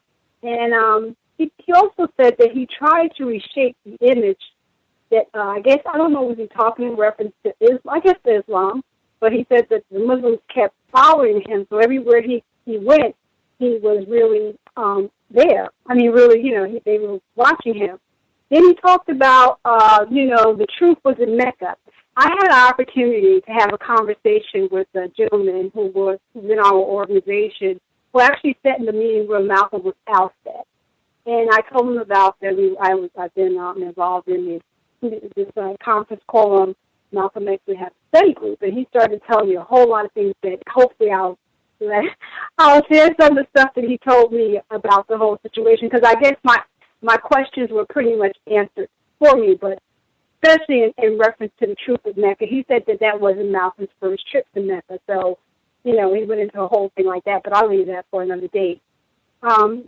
He talked about how his friends were black, white, and one of the things I did like about his new organization, I'm in an organization, we do have white people. It was so funny, we were just in the organization, and there was an article we were reading out of our clips that we do on a weekly basis. And there was this article about how this white man wanted to have White History Month. I don't know if the audience is familiar with that. and everybody was giving their ideas about it. And, you know, when you have something like that and you have black and white, but the white guy said that if we give white a Black History Month, that's like giving the powers that be charity. And everybody started laughing. I think it was good, I mean, but you're right. When you do have whites in an organization, it gets to be somewhat fuzzy. Sometimes you can't go but so deep, say so many things. But there's this organization that my mentor is involved in, although he's involved in our organization. They do not accept whites. Their head of the organization, they almost didn't even allow white people to even come into their organization to speak, but that policy changed. They can only come to speak, but they cannot join that organization. So I kind of agree with that, and I agree with Malcolm saying that the best way you can help us is to work in conjunction with us. And like he said before, you know, when you have white people in organizations, it really does get fuzzy. Also, he talked about how that white girl who he said that he wished he could have found her and told her what he knows today. I always wondered about that, so that question was pretty much answered, but I guess that's the new Malcolm stating what he said, you know, what he could say to her today. One of the things that I found that was interesting was that how he did want to go back if he had an opportunity. It seems like he was reflecting on his life when he started to talk about it, how he wanted to go back to school. If he would go back to school, he would study to be a lawyer. He would study all the languages, and one of the languages he specifically said was Chinese. He felt that would be the language, you know, a powerful language to learn. And everybody's telling you, he says, oh, you know, the Chinese are it's the superpower right now. And that was, I guess that was 1965 that he said that. Fast forward to 2015, that's pretty much true that Chinese is a superpower, maybe the superpower in terms of over, you know, in front of America. He talked about, it was a very pertinent statement he made here, about how, it's true, how white people, when they laugh, they do grit their teeth. I've never seen, well, I don't say never seen, but they have to really be entrenched. That's something that has to be really get to them, that I really see that laughter from the belly come out. Usually they'll go, ha, ha, ha, ha, ha, and it's just like that, teeth gritting, such a phony grin. And it's true. That laughter does come, you know, from the belly with respect, I believe, for black people. Last but not least, this was something maybe that's it. If I'll find the other thing that I wrote down, but that's basically it. I'm really enjoying Malcolm X, and that's all the white man just shows the Okay, yeah, I think I have everything. If I come across anything, I'll say it in the next session. Thank you so much. Tell me my line. Right on. We have about 7 minutes before we get to the next section.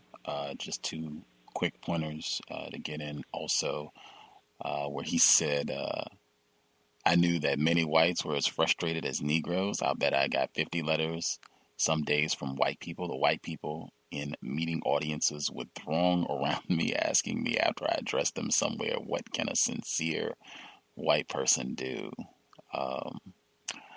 That is the tricky fox, I would say. Number one, and I don't get those letters from sincere white people. And then the next one, he says it again, I sure don't want to hurt anybody's feelings. I think he's talking about white people. But in fact, I'll even go so far as to say that I never really trust the kind of white people who are always so anxious to hang around Negroes or to hang around in Negro communities. I totally agree with the sentiment. I think it's important that all of that is prefaced by saying that he doesn't want to hurt anyone's feelings. And since that's the same thing that he said about the white girl, I'm going to take it at its literal. I'm going to take it literally that that's what it means. And I think he's referencing white people, that he doesn't want to hurt their feelings. Anybody else have comments they want to make sure they get in?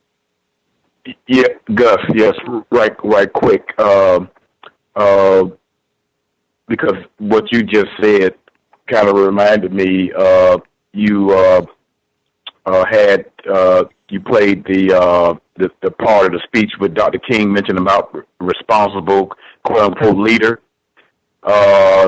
during that last segment, Minister Malcolm X mentioned almost the exact same thing. Did you recall? Mm-hmm. Mm-hmm. I thought it was so ironic, that these two personalities both had that understanding of that what I think is a codified white terminology about responsible Negro. And they both basically said almost the identical thing in their own words, so to speak, but nevertheless, they basically gave the same response, basically, to it. Yeah. Absolutely. Says, I will be labeled as, at best, an irresponsible black man. I've always felt about this accusation that the black leader, whom white men consider to be responsible, is invariably the black leader who never gets any results. You only get action as a black man if you are regarded by the white man as irresponsible. I'll stop there. Anybody else? 4 minutes left. Anybody else? Yes, can I be heard? Yes, sir. Yeah, does anybody know that during that time, what was known about the history of Islam and the ways in which the Arab people practiced slavery against Africans? Does anybody know any information about that during that time? The 1960s? I think someone mentioned last. I'm getting back distortion. Sorry about that. Somebody, I think they mentioned last week that Dr. Clark and some of the other non-Muslim black people that were around Minister Malcolm, that they were hoping to share some of that information with him, so that he could, kind of include that in his analysis of Islam and where he fits in all that. That there were people who knew at that time, who had that information, that they just don't think Minister Malcolm got to it at the time, unless I have been misinformed. Yes, sir. I'm sure Dr. Clark understood that, and I don't know if anybody knows it, but Malcolm X spent a great deal of his time at a local black-owned bookstore in Harlem, which was owned by a gentleman by the name of Louis Michaud, I believe. Matter of fact, some of the most famous pictures of Malcolm X in some of his speeches was right in front of that store. In the movie scene, when Denzel Washington was making the speech out in the open, and it had signs behind him with black face figures on it. That was Mr. Michaud's bookstore, where Malcolm X spent a great deal of time studying and meeting people there. Definitely, I don't know for sure when he was in the Nation of Islam he did, but definitely when he was out of the Nation of Islam, he did some time, studying that bookstore, and I'm pretty sure Dr. Clark had an understanding of that background history of the religion of Islam. Got about 60 seconds, unless somebody can be very brief before we get to the next audio segment. Anybody got something really, really brief they can get in? Yes, Gus, can I be heard again? Yes, ma'am. It says, shut it down. He said, made a very extremely poignant statement when you don't want to deal with something, you make sure that it doesn't exist. If that's not a classic component of white racism, how, the millennials think it doesn't exist, so you don't want to deal with it a lot. I mean, guests that you had on, you would ask them the question, I don't think that exists like that. So that was very pertinent. That's all I have to say. Thank you so much. Mm-hmm. Mm-hmm. Right on. We will go ahead and get started. Again, we are in the epilogue. Not too far along, but we are in the epilogue. Alex Haley talking about this whole project. If you did not get to share, if you had something else, just, make a note, and we should have ample time for folks to get their comments in once the second audio segment concludes. Context of White Supremacy, the Autobiography of Malcolm X, as told to Alex Haley, narrated by Earl Hyman. Over the months, I'd gradually come to establish something of a telephone acquaintance with Malcolm X's wife, whom I addressed as Sister Betty, as I'd heard the Muslims do. I admired how she ran a home with then 3 small daughters and still managed to take all of the calls which came for Malcolm X, surely as many calls as would provide a job for an average switchboard operator. Sometimes when he was with me, he would telephone home and spend as much as 5 minutes rapidly jotting on a pad the various messages which had been left for him. Sister Betty, generally friendly enough on the phone with me, sometimes would exclaim in spontaneous indignation, "The man never gets any sleep." Malcolm X rarely put in less than an 18-hour workday. Often when he left my studio at 4 a.m., and a 40-minute drive lay between him and home in East Elmhurst, Long Island, he'd ask me to telephone him there at 9 a.m. Usually this would be when he wanted me to accompany him somewhere, and he was going to tell me, after reviewing his commitments, when and where he wanted me to meet him. There were times when I didn't get an awful lot of sleep myself. He was always accompanied either by some of his Muslim colleagues like James 67X, the 67th man named James who had joined Harlem's Mosque No. 7, or Charles 37X, or by me, but he never asked me to be with him when they were. I went with him to college and university lectures, to radio and television stations for his broadcasts, and to public appearances in a variety of situations and locations. If we were driving somewhere, motorists along the highway would wave to Malcolm X, the faces of both whites and Negroes spontaneously aglow with the wonderment that I had seen evoked by other celebrities. No few airline hostesses had come to know him because he flew so much. They smiled prettily at him. He was in turn the essence of courtly gentlemanliness, and inevitably the word spread, and soon an unusual flow of bathroom traffic would develop, passing where he sat. Whenever we arrived at our destination, it became familiar to hear, "There's Malcolm X." "Where?" "The tall one." Passers-by of both races stared at him. A few of both races, more Negroes than whites, would speak or nod to him in greeting. A high percentage of white people were visibly uncomfortable in his presence, especially within the confines of small areas, such as in elevators. "I'm the only black man they've ever been close to who they know speaks the truth to them," Malcolm X once explained to me. "It's their guilt that upsets them, not me." He said another time, "The white man is afraid of truth. The truth takes the white man's breath and drains his strength. You just watch his face get red any time you tell him a little truth." There was something about this man when he was in a room with people. He commanded the room, whoever else was present, even out of doors. Once I remember in Harlem he sat on a speaker's stand between Congressman Adam Clayton Powell and the former Manhattan Borough President, Hewlin Jack. And when the street rally was over, the crowd focus was chiefly on Malcolm X. I remember another time that we'd gone by railway from New York City to Philadelphia, where he appeared in the Philadelphia Convention Hall on the radio station WCAU program of Ed Harvey. "You are the man who has said all Negroes are angry, and I am the angriest of all. Is that correct?" asked Harvey on the air, introducing Malcolm X.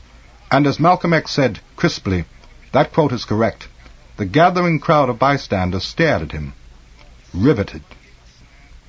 We had ridden to Philadelphia in reserved parlor car seats. "I can't get caught on a coach. I could get into trouble on a coach," Malcolm X had said. Walking to board the parlor car, we'd passed a dining car toward which he jerked his head. "I used to work on that thing." Riding to our destination, he conversationally told me that the FBI had tried to bribe him for information about Elijah Muhammad, that he wanted me to be sure and read a new book, Crisis in Black and White, by Charles Silberman, one of the very few white writers I know with the courage to tell his kind the truth. And he asked me to make a note to please telephone the New York Post's feature writer, Helen Dudar, and tell her he thought very highly of her recent series. He did not want to commend her directly. After the Ed Harvey show was concluded, we took the train to return to New York City. The parlor car, packed with businessmen behind their newspapers, commuting homeward after their work days, was electric with Malcolm X's presence. After the white-jacketed Negro porter had made several trips up and down the aisle, he was in the middle of another trip when Malcolm X sotto voce'd in my ear. He used to work with me. I forget his name. We worked right on this very train together. He knows it's me. He's trying to make up his mind what to do. The porter went on past us, poker-faced. But when he came through again, Malcolm X suddenly leaned forward from his seat, smiling at the porter, "Why, sure, I know who you are," the porter suddenly said, loudly. "You wash dishes right on this train. I was just telling some of the fellas you were in my car here. We all follow you." The tension in the car could have been cut with a knife. Then, soon, the porter returned to Malcolm X, his voice expansive. "One of our guests would like to meet you." Now a young, clean-cut white man rose and came up, his hand extended, and Malcolm X rose and shook the proffered hand firmly. Newspapers dropped just below eye level, the length of the car. The young white man explained distinctly, loudly, that he had been in the Orient for a while, and now was studying at Columbia. "I don't agree with everything you say," he told Malcolm X, "but I have to admire your presentation." Malcolm's voice in reply was cordiality itself. "I don't think you could search America, sir, and find two men who agree on everything." Subsequently, to another white man, an older businessman who came up and shook hands, he said evenly, "Sir, I know how you feel. It's a hard thing to speak out against me when you are agreeing with so much that I say." And we rode on into New York under, now, a general open gazing. In Washington, D.C., Malcolm X slashed at the government's reluctance to take positive steps in the Negro's behalf. I gather that even the White House took notice, for not long afterward I left off interviewing Malcolm X for a few days and went to the White House to do a Playboy interview of the then White House Press Secretary Pierre Salinger, who grimaced spontaneously when I said I was writing the life story of Malcolm X.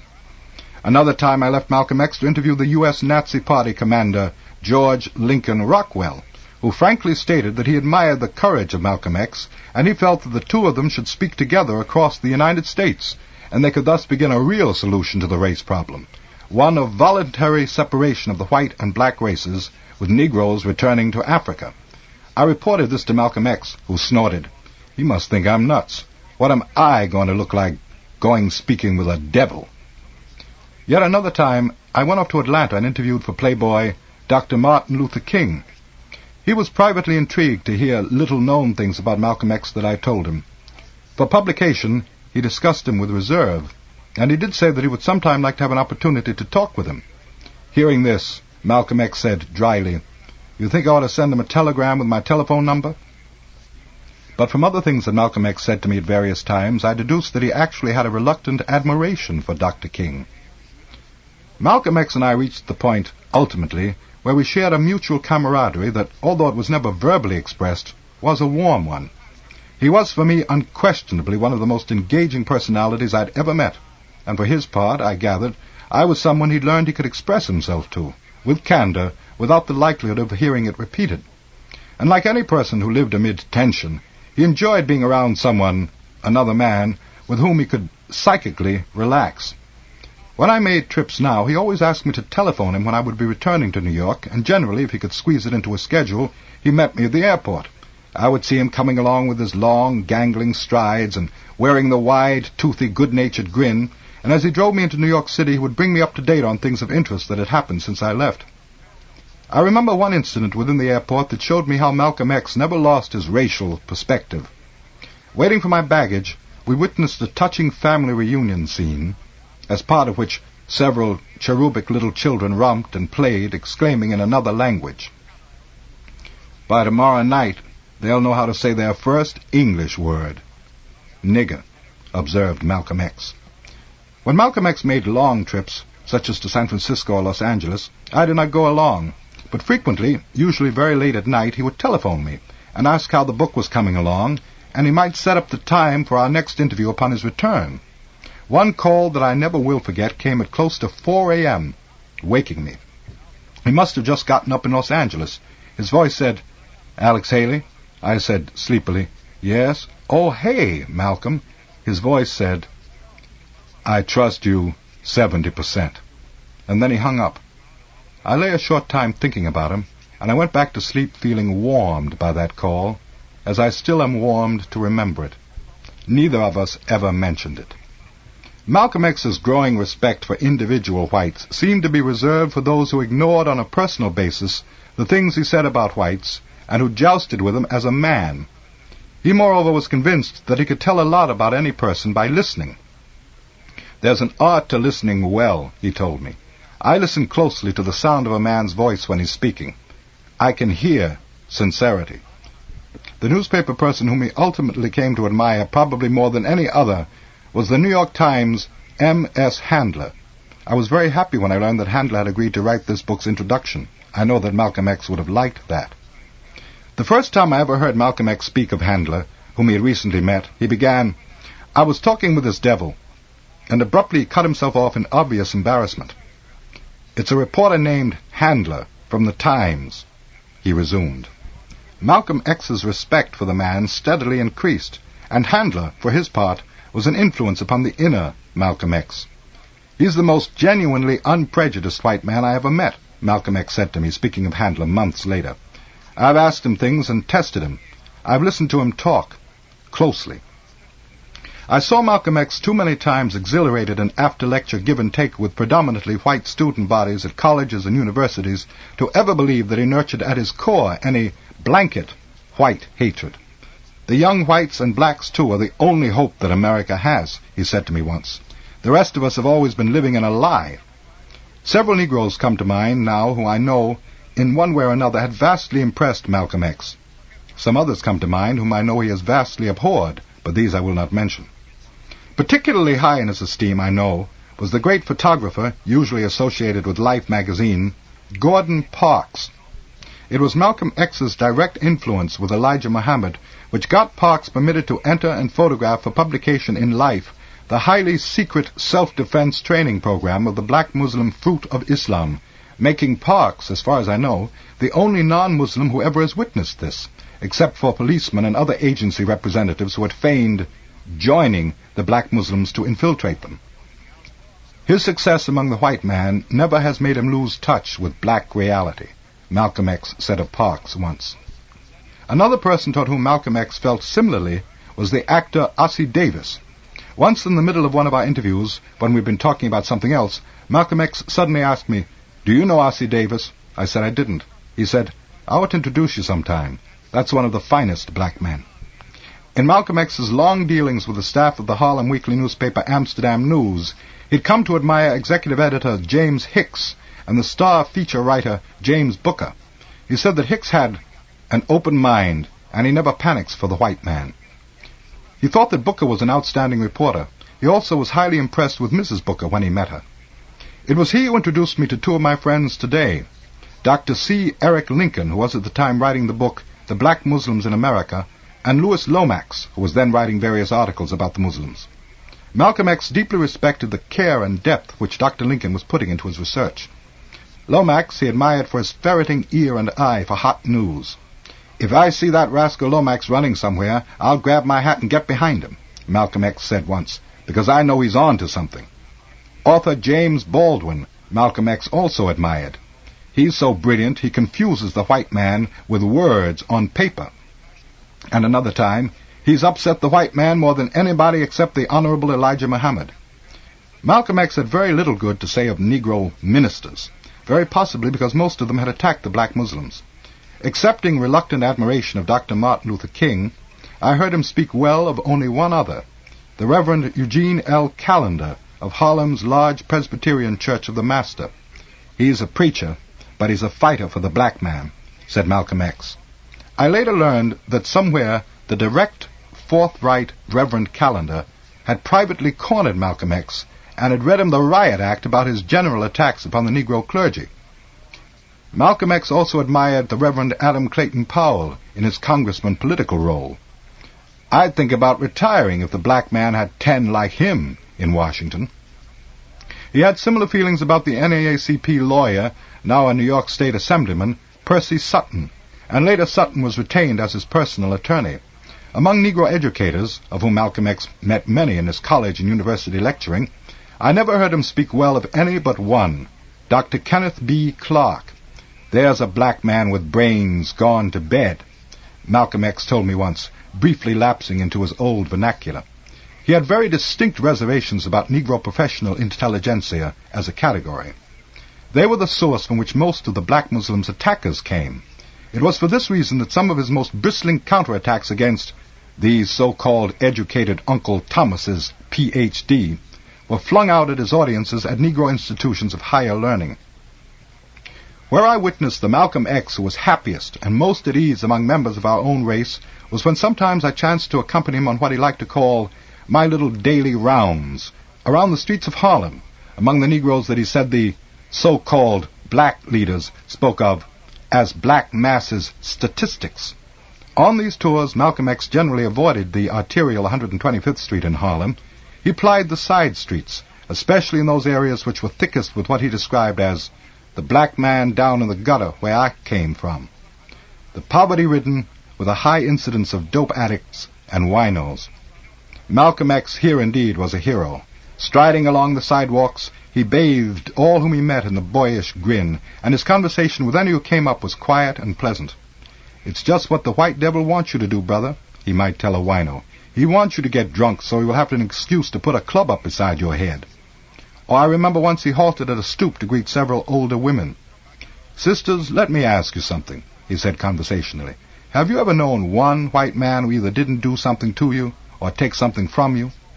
One among that audience exclaimed after a moment, "I sure ain't," whereupon all of them joined in laughter, and we walked on with Malcolm X waving back to cries of, "He's right." I remember that once in the early evening we rounded a corner to hear a man, shabbily dressed, haranguing a small crowd around his speaking platform of an upturned oblong wooden box with an American flag alongside. "I don't respect or believe in this damn flag. It's there because I can't hold a public meeting without it unless I want the white man to put me in jail, and that's what I'm up here to talk about. These crackers getting rich off the blood and bones of your and my people," said Malcolm X, grinning. "He's working." Malcolm X rarely exchanged any words with those Negro men with shiny, processed hair without giving them a nudge. Very genially, "Ah, brother, the white devil has taught you to hate yourself so much that you put hot lye in your hair to make it look more like his hair." I remember another stoop full of women alongside the door of a small grocery store where I'd gone for something, leaving Malcolm X talking across the street. As I came out of the store, one woman was excitedly describing for the rest a Malcolm X lecture she'd heard in Mosque No. 7 one Sunday. "Ooh, he burnt that white man, burnt him up, child. Child, he told us we descended from black kings and queens. Lord, I didn't know it."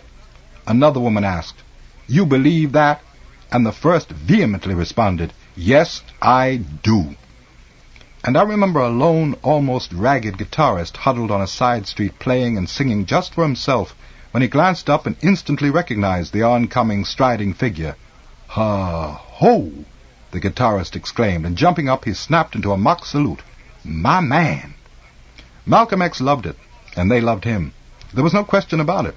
Whether he was standing tall beside a street lamp chatting with winos, or whether he was firing his radio and television broadsides to unseen millions of people, or whether he was titillating small audiences of sophisticated whites with his small talk such as, "My hobby is stirring up Negroes.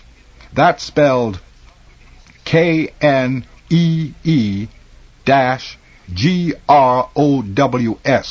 the way you liberals pronounce it." The man had charisma, and he had power. And I was not the only one who at various times marveled at how he could continue to receive such an awesome amount of international personal publicity and still season liberally practically everything he said, both in public and privately, with credit and hosannas to the Honorable Elijah Muhammad. Often I made side notes to myself about this. I kept, in effect, a double-entry set of notebooks. Once, noting me switching from one to the other, Malcolm X curiously asked me what for. I told him some reason, but not that one notebook was things he said for his book, and the other was for my various personal observations about him. Very likely he would have become self-conscious. "You must have written 1,000,000 words by now," said Malcolm X. "Probably," I said. "This white man's crazy," he mused. "I'll prove it to you. Do you think I'd publicize somebody knocking me like I do him?" "Look, tell me the truth," Malcolm X said to me one evening. "You travel around. Have you heard anything?" Truthfully, I told him I didn't know what he had reference to. He dropped it and talked of something else. From Malcolm X himself, I had seen or heard a few unusual things which had caused me some little private wonder and speculation, and then, with nothing to hang them onto, I dismissed them. One day in his car we'd stopped for the red light at an intersection. Another car with a white man driving had stopped alongside, and when this white man saw Malcolm X, he instantly called across to him, "I don't blame your people for turning to you. If I were a Negro, I'd follow you too. Keep up the fight." Malcolm X said to the man very sincerely, "I wish I could have a white chapter of the people I meet like you." The light changed, and as both cars drove on, Malcolm X quickly said to me firmly, "Not only don't write that, never repeat it. Mr. Muhammad would have a fit." The significant thing about the incident, I later reflected, was that it was the first time I'd ever heard him speak of Elijah Muhammad with anything less than reverence. About the same time, one of the scribblings of Malcolm X's that I'd retrieved had read, enigmatically, "My life has always been one of changes." Another time, this was in September 1963, Malcolm X had been highly upset about something during an entire session, and when I read the Amsterdam News for that week, I guessed that he'd been upset about an item in Jimmy Booker's column that Booker had heard that Elijah Muhammad and Malcolm X were feuding. Booker was later to reveal that after his column was written he'd gone on vacation, and on his return he learned that Malcolm X stormed into the Amsterdam News with 3 followers. "I want to see Jimmy Booker. I don't like what he wrote. There is no fight between me and Elijah Muhammad. I believe in Mr. Muhammad and will lay down my life for him." Also, now and then, when I chanced to meet a few other key Muslims, mainly when I was with Malcolm X, but when he was not immediately present, I thought I detected either in subtle phrasing or in manner something less than total admiration of their famous colleague, and then I would tell myself I had misinterpreted.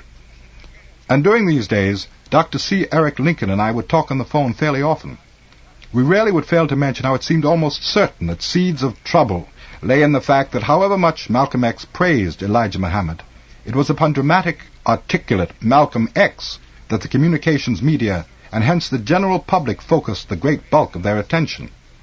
I never dreamed, though, what Malcolm X was actually going through. He never breathed a word, at least not to me, until the actual rift became public. When Malcolm X left me at around 2 a.m. on that occasion, he asked me to call him at 9 a.m. The telephone in the home in East Elmhurst rang considerably longer than usual, and Sister Betty, when she answered, sounded strained, choked up. When Malcolm X came on, he too sounded different. He asked me, "Have you heard the radio or seen the newspapers?" I said I hadn't. He said, "Well, do," and that he would call me later. I went and got the papers. I read with astonishment that Malcolm X had been suspended by Elijah Muhammad, the stated reason being the "chickens coming home to roost" remark that Malcolm X recently had made as a comment upon the assassination of President Kennedy. Malcolm X did telephone after about an hour, and I met him at the Black Muslims newspaper office in Harlem, a couple of blocks further up Lenox Avenue from their mosque and restaurant. He was seated behind his light brown metal desk, and his brown hat lay before him on the green blotter.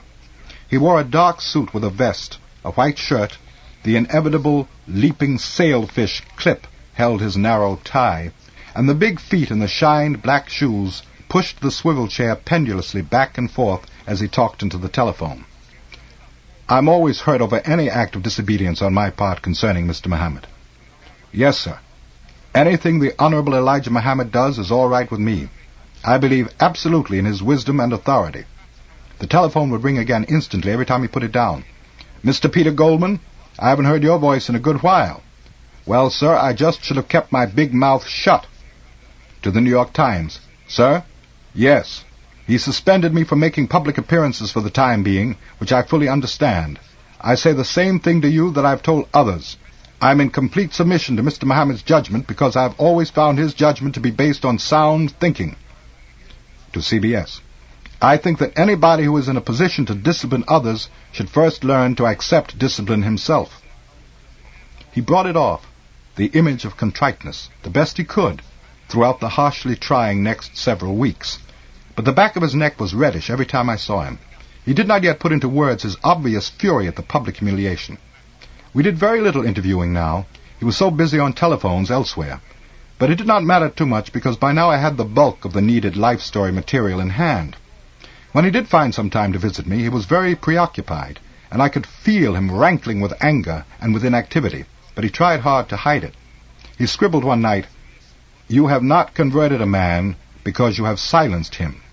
John Viscount Morley." And the same night, almost illegibly, "I was going downhill until he picked me up. But the more I think of it, we picked each other up. When I did not see him for several days, a letter came. I have cancelled all public appearances and speaking engagements for a number of weeks, so within that period it should be possible to finish this book. With the fast pace of newly developing incidents today, it is easy for something that is done or said tomorrow to be outdated even by sunset on the same day. Malcolm X. I pressed to get the first chapter, Nightmare, into a shape that he could review. When it was ready in a readable rough draft, I telephoned him. He came as quickly as he could drive from his home, which made me see how grinding an ordeal it was to him to just be sitting at home, inactive, and knowing his temperament, my sympathies went out to Sister Betty. He pored over the manuscript pages raptly the first time. Then, drawing out his red ink ballpoint pen, he read through the chapter again, with the pen occasionally stabbing at something. "You can't bless Allah," he exclaimed, changing bless to praise. In a place that referred to himself and his brothers and sisters, he read through, "We kids. Kids are goats," he exclaimed sharply. Soon, Malcolm X and his family flew to Miami. Cassius Clay had extended the invitation as a 6th wedding anniversary present to Malcolm X and Sister Betty, and they had accepted most gratefully. It was Sister Betty's first vacation in the 6 years of the taut regimen as a black Muslim wife, and it was for Malcolm X both a saving of face and something to do. Very soon after his arrival, he telegraphed me his phone number at a motel. I called him, and he told me, "I just want to tell you something. I'm not a betting man anymore, but if you are, you bet on Cassius to beat Liston, and you will win." I laughed and said he was prejudiced. He said, "Remember what I told you when the fight's over." I received later a picture postcard, the picture in vivid colors being of a chimpanzee at the monkey jungle in Miami. Malcolm X had written on the reverse side, 100 years after the Civil War, and these chimpanzees get more recognition, respect, and freedom in America than our people do. Bruh Malcolm X. Another time an envelope came, and inside it was a clipping of an Irv Kupcinet column in the Chicago Sun-Times. Malcolm X's red pen had encircled an item which read, "Insiders are predicting a split in the black Muslims. Malcolm X, ousted as number 2 man in the organization, may form a splinter group to oppose Elijah Muhammad." Alongside the item, Malcolm X had scribbled, "Imagine this." The night of the phenomenal upset, when Clay did beat Liston, Malcolm X telephoned me, and sounds of excitement were in the background. The victory party was in his motel suite, Malcolm X told me. He described what was happening, mentioned some of those who were present, and that the new heavyweight king was in the next room, my bedroom here, taking a nap. After reminding me of the fight prediction he had made, Malcolm X said that I should look forward now to Clay's quick development into a major world figure. I don't know if you really realize the world significance that this is the first Muslim champion. It was the following morning when Cassius Clay gave the press interview which resulted in national headlines that he was actually a black Muslim, and soon after, the newspapers were carrying pictures of Malcolm X introducing the heavyweight champion to various African diplomats in the lobbies of the United Nations headquarters in New York City. Malcolm X toured Clay about in Harlem and in other places, functioning, he said, as Clay's friend and religious advisor. I had now moved upstate to finish my work on the book, and we talked on the telephone every 3 or 4 days. He said things suggesting that he might never be returned to his former black Muslim post, and he now began to say things quietly critical of Elijah Muhammad. Playboy magazine asked me to do an interview for them with the new champion Cassius Clay, and when I confidently asked Malcolm X to arrange for me the needed introduction to Clay, Malcolm X hesitantly said, "I think you'd better ask somebody else to do that." I was highly surprised at the reply, but I learned never to press him for information. And then very soon after I received a letter. "Dear Alex Haley, a quick note. Would you prepare a properly worded letter that would enable me to change the reading of the contract so that all remaining proceeds now would go to the Muslim Mosque Incorporated, or in the case of my death, then to go directly to my wife, Mrs. Betty X. Little. The sooner this letter or contract is changed, the more easily I will rest." Under the signature Malcolm X, there was a P.S. How is it possible to write one's autobiography in a world so fast-changing as this? Soon I read in the various newspapers that rumors were being heard of threats on Malcolm X's life. Then there was an article in the Amsterdam News. The caption was, "Malcolm X tells of death threat." And the story reported that he'd said that former close associates of his in the New York mosque had sent out a special squad to try to kill me in cold blood. Thanks to Allah, I learned of the plot from the very same brothers who had been sent out to murder me. These brothers had heard me represent and defend Mr. Muhammad for too long for them to swallow the lies about me without first asking me some questions for their own clarification. I telephoned Malcolm X and expressed my personal concern for him. His voice sounded weary. He said that his uppermost interest was that any money which might come due him in the future would go directly to his new organization, or to his wife, as the letter he had signed and mailed had specified. He told me, "I know I've got to get a will made for myself. I never did because I never have had anything to will to anybody. But if I don't have one and something happened to me, there could be a mess." I expressed concern for him, and he told me that he had a loaded rifle in his home, and I can take care of myself. The Muslim Mosque Incorporated, to which Malcolm X had referred, was a new organization which he had formed, which at that time consisted of perhaps 40 or 50 Muslims who had left the leadership of Elijah Muhammad. Through a close associate of Cassius Clay, whom Malcolm X had finally suggested to me, my interview appointment was arranged with the heavyweight champion, and I flew down to New York City to do the interview for Playboy. Malcolm X was away briefly, Sister Betty said on the phone, and she spoke brusquely. I talked with one black Muslim lady, whom I had known before she had joined, and who had been an admirer of Malcolm X. She had elected to remain in the original fold. "But I'll tell you, brother, what a lot in the mosque are saying. You know, it's like if you divorced your husband, you'd still like to see him once in a while." During my interviews with Cassius Clay in his 3-room suite at Harlem's Teresa Hotel, inevitably the questions got around to Clay's Muslim membership, then to a query about what had happened to his formerly very close relationship with Malcolm X. Evenly, Clay said, "You just don't buck Mr. Muhammad and get away with it. I don't want to talk about him no more." Elijah Muhammad at his headquarters in Chicago grew emotionally affected whenever the name of Malcolm X had to be raised in his presence, one of the Muslims in Clay's entourage told me. Mr. Muhammad reportedly had said, "Brother Malcolm got to be a big man. I made him big. I was about to make him a great man." The faithful black Muslims predicted that soon Malcolm X would be turned upon by the defectors from Mosque No. 7 who had joined him. "They will feel betrayed," said others. "A great chastisement of Allah will fall upon a hypocrite." Mr. Muhammad reportedly had said at another time, "Malcolm is destroying himself," and that he had no wish whatever to see Malcolm X die, that he would rather see him live and suffer his treachery. The general feeling among Harlemites, non-Muslims, with whom I talked was that Malcolm X had been powerful and influential enough a minister that eventually he would split the mosque membership into 2 hostile camps, and that in New York City at least, Elijah Muhammad's unquestioned rule would be ended. Malcolm X returned. He said that he had been in Boston and Philadelphia. He spent ample time with me now during the day, in room 1936 in the Hotel Americana. His old total ease was no longer with him.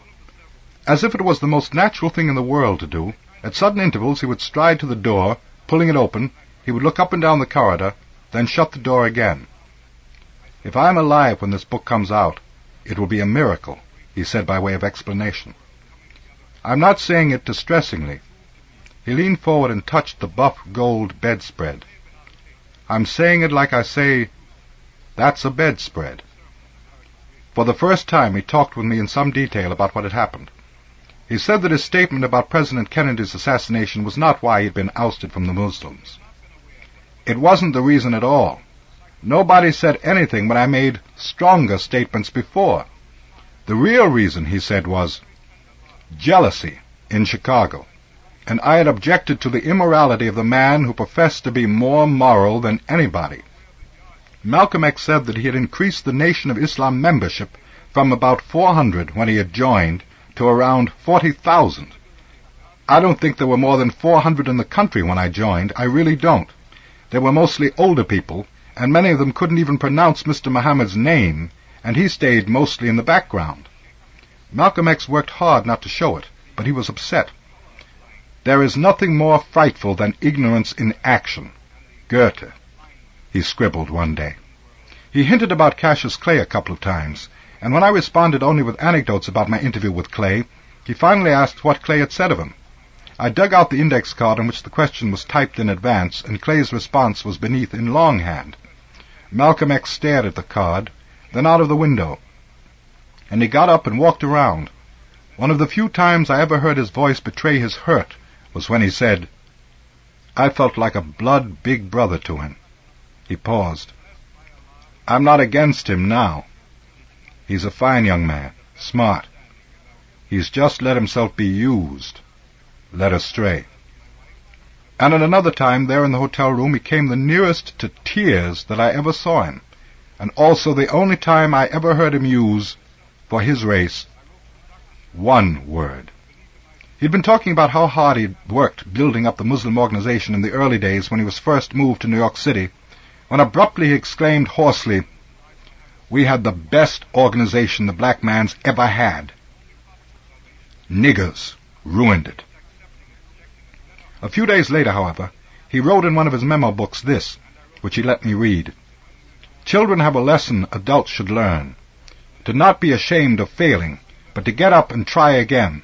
Most of us adults are so afraid, so cautious, so safe, and therefore so shrinking and rigid and afraid. That is why so many humans fail. Most middle-aged adults have resigned themselves to failure." Telephone calls came frequently for Malcolm X when he was in the room with me, or he would make calls. He would talk in a covert, guarded manner, clearly not wishing me to be able to follow the discussion. I took to going into the bathroom at these times and closing the door, emerging when the murmuring of his voice had stopped, hoping that made him more comfortable. Later he would tell me that he was hearing from some Muslims who were still ostensibly Elijah Muhammad's followers. "I'm a marked man," he said one day after such a call. "I've had highly placed people tell me to be very careful every move I make." He thought about it. "Just as long as my family doesn't get hurt, I'm not frightened for myself." I have the impression that Malcolm X heard in advance that the Muslim organization was going to sue to make him vacate the home he and his family lived in. I'd become worried that Malcolm X, bitter, would want to go back through the chapters in which he had told of his black Muslim days and re-edit them in some way. The day before I left New York City to return upstate, I raised my concern to Malcolm X. "I have thought about that," he said. "There are a lot of things I could say that passed through my mind at times even then, things I saw and heard, but I threw them out of my mind. I'm going to let it stand the way I've told it. I want the book to be the way it was." Then, March 26, 1964, a note came from Malcolm X. "There is a chance that I may make a quick trip to several very important countries in Africa, including a pilgrimage to the Muslim holy cities of Mecca and Medina, beginning about April 13th. Keep this to yourself." While abroad, Malcolm X wrote letters and postcards to almost everyone he knew well. His letters now were signed El Hajj Malik El Shabazz. Then, in mid-May, Sister Betty telephoned me, her voice jubilant. Malcolm X was returning. I flew to New York City. On May 21st, the phone rang in my hotel room, and Sister Betty said, "Just a minute, please." Then the deep voice said, "How are you?" "Well, El Hajj Malik El Shabazz, how are you?" He said, "Just a little bit tired." He had arrived on a Pan American Airlines flight at 4:30. He was going to have a press conference at 7 p.m. at the Hotel Teresa. "I'll pick you up at 6:30 at 135th and Lenox on the uptown side. All right?" When the blue Oldsmobile stopped and I got in, El Hajj Malcolm, broadly beaming, wore a seersucker suit. The red hair needed a barber's attention, and he'd grown a beard. Also in the car was Sister Betty. It was the first time we'd ever seen each other after more than a year of talking several times a week on the telephone. We smiled at each other. She wore dark glasses, a blue maternity suit, and she was pregnant with what would be her 4th child. There must have been 50 still and television photographers and reporters jockeying for position up front, and the rest of the Skyline Ballroom was filling with Negro followers of Malcolm X or his well-wishers and the curious. The room lit up with flickering and flooding lights as he came in the door, squiring Sister Betty, holding her arm tenderly, and she was smiling broadly in her pride that this man was her man. Context of White Supremacy. Next week, we will be all done. One more session coming up, and concluding thoughts, overarching themes. I know for a lot of people this is the second, third, whatever time that you've read the book. New things that stood out for you in this reading of the book. Kind of have all that in mind as we wrap up. Very important text. If you would like to participate, the number to dial is 760-569-7676. The code is 564943 pound. Press star 6 if you would like to participate. Let's see if there's anyone who didn't get to share the first time around. Is there anybody on the line with us who didn't get to share at all when we had our first exchange? Can I be heard? Yes, ma'am. Good evening, everyone. Wow. I like a lot of other people, I read the book some time ago, long time ago, when I was more confused and a lot less traveled. I would say that there are a lot of things in the book that I think we know from not only from those people that were living during that time, but also from information that we have gotten subsequent. Some of the things about the book, just the narrative, if my understanding and recollection is correct, Brother Malcolm was transitioned before its publication.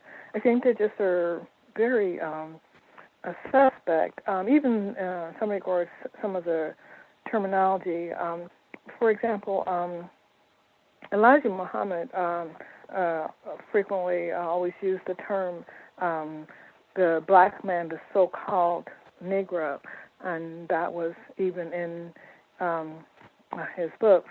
And in some of the readings, the narrative of the narrator for this book, and in the text, there was a situation in which the narrator refers to the fact that Malcolm was somewhat chastised for using the term Negro, and that seems somewhat odd to me in the way that the term was used in regard to the narrative of the book is not in mockery or in ridicule, but in actually defining, what by that time black people were saying black, having transitioned from colored and being informed of the inappropriateness of Negro as not really having any historical significance other than what was given to us by the white man.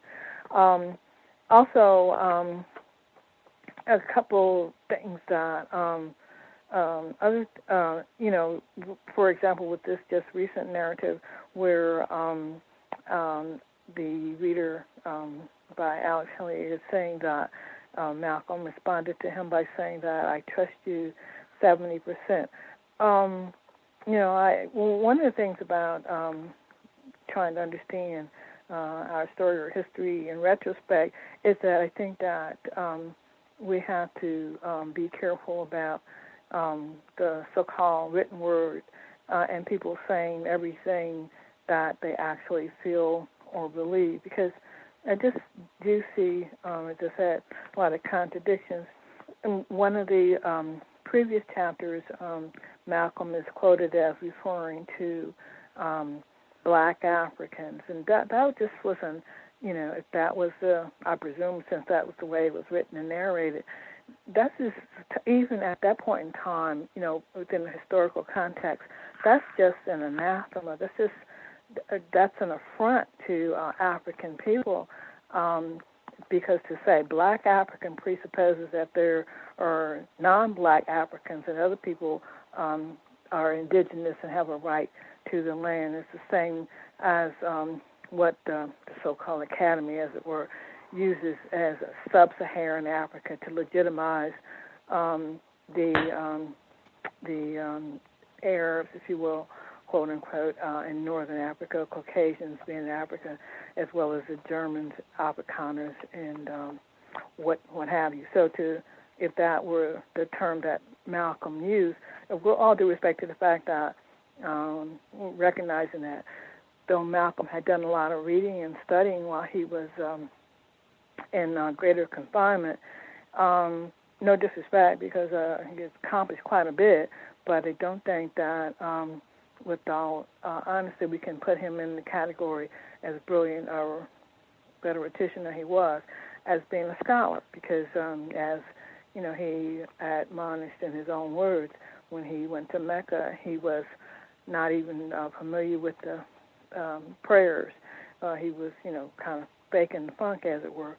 So I think that in reading this, not to take away anything from anybody, because, he was, not even 40 when he transitioned, the same as Martin Luther King. A lot of things that we know now, we didn't know then. And yet, fortunately, we still do have elders among us to, I think, to one degree or another, we can believe what they said about the environment at that particular time. So, and I guess my concern would be us reading everything that's printed, which is not to say that, Malcolm, even if what is narrated and printed is true, that, as you said, things turning to lightning speed and things that we honestly and legitimately believe at this point in time, maybe we found out later not to be true. You mentioned Fanon's, Gus, I believe, if I was listening correctly, and, the great, scholar, psychiatrist, but Fanon also married a white female, and who later committed suicide. But after his death, and of course we know that he died suspiciously at the hands of John Hopkins. My point being that, that maybe sometimes, I don't know, when we respect people, that we should still, recognize that, that we're all, limited, we're all limited, what we know at the time and what we think we know.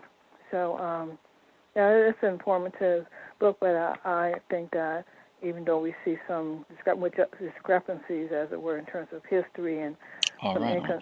I just wanted to make sure. No apology needed. Just wanted to make sure nabbed everybody, but I do appreciate the different points that you made sure to raise. Sure. Thanks so much. For sure. Any of the other folks that we haven't heard from? Did you all have comments you wanted to make sure you got in?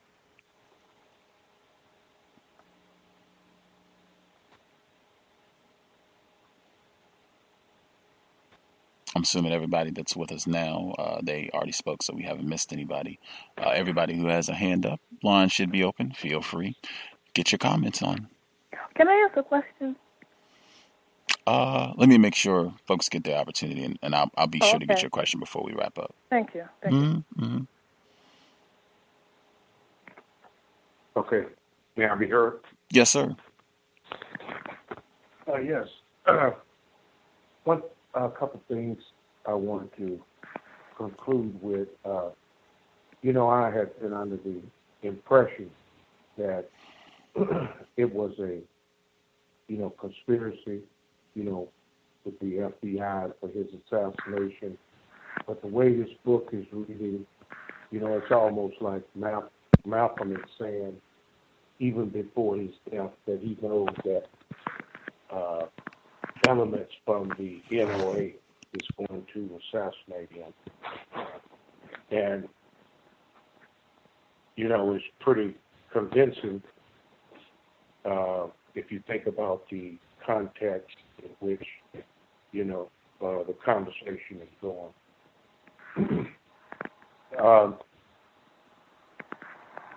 And lastly, when I think that the writer, Alex Haley, was sort of painting a picture of, Malcolm speaking about brotherhood, and then again, exhibiting another behavior that was not conducive with what he had said earlier. So, and then the part about revealing his notes, I don't think he was very. I don't think that's part of, getting a message across. But I'll mute my line. Thanks.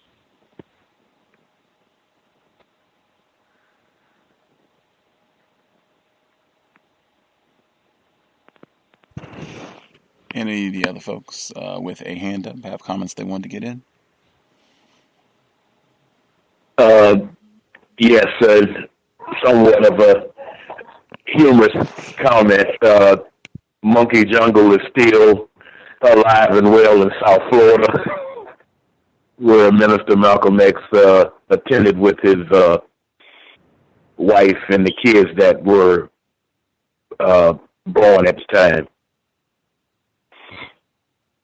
Still alive and well. And that hotel where he, hotel/motel where he stayed at, as I think I mentioned before, they are attempting to renovate it as a historical site because so many well-known and famous non-white black people that visited the South Florida area, you name them, they stayed there. It's called the Hampton House.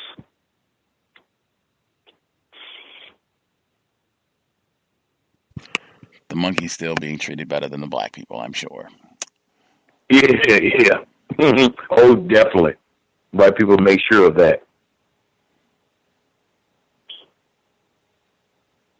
Can I be heard? Yes, sir. Greetings, Gus. Greetings, and everybody.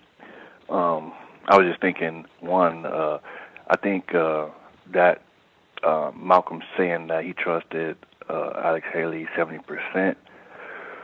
I think that was high praise. I think Malcolm was, in his way, trying to kind of tell him something, special, and you might just think, 70%. But I think for me anyway, knowing Malcolm, as far as what I've read and everything like that was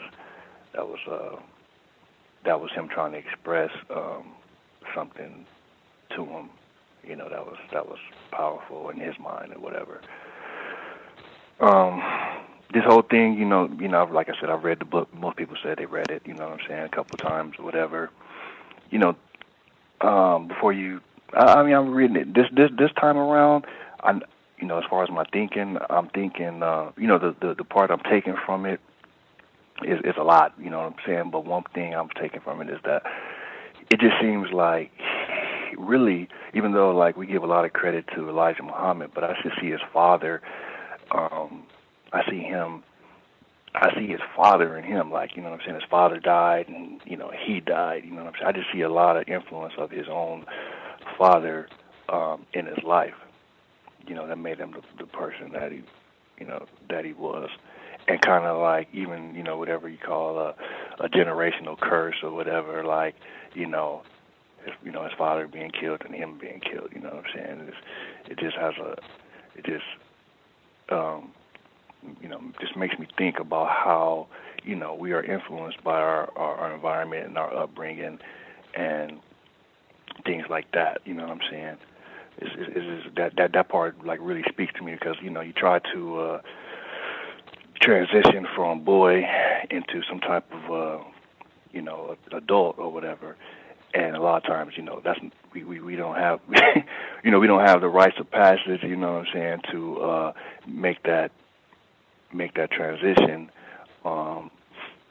because I'm always fighting not to be my father, you know what I'm saying, to be my own person, you know what I'm saying, and not, my mom also, but you feel me, like I'm a male, but just some of those things that you know how you get conditioned and by your siblings and everything like that, it'll totally dominate your life, and you kind of like a third party to it, you know what I'm saying, and it just makes me think of like how that clip you say, our conditioning has been conditioned. Like this book is like, it's just like, man, it's so many layers. It seems like it's just like it's just like a script somebody wrote out. You know what I mean? Like, and then black people are just kind of, they're doing their best. That's why I have a lot of I have respect for Malcolm X. You know what I'm saying? Because he did. You know what I'm saying? He tried. You know what I mean? And he made an impact on a lot of people, and we can take it and stand on some of his foundation, the good parts. But yeah, it just seems like a big old plot. Like they knew everything, man. They knew about white people, white supremacists. They knew about Elijah Muhammad. They knew about, what I mean, like the whole, his, whatever you want to call it, that he had other women and stuff like that. They just kind of knew all of this stuff, and and black people we just trying to find out what's going on. Then we shocked when we do find out and things like that. It's just like our conditioning has been conditioned. So even our, a lot of times our responses and it's already planned out. You know what I mean? And that Masonic lodges and stuff like that, like these organizations and things like that, like they plan ahead. So I don't think there are really too many surprises in that whole thing. You know what I mean? So that's just what I'm taking from it this time around. As I aged or whatever.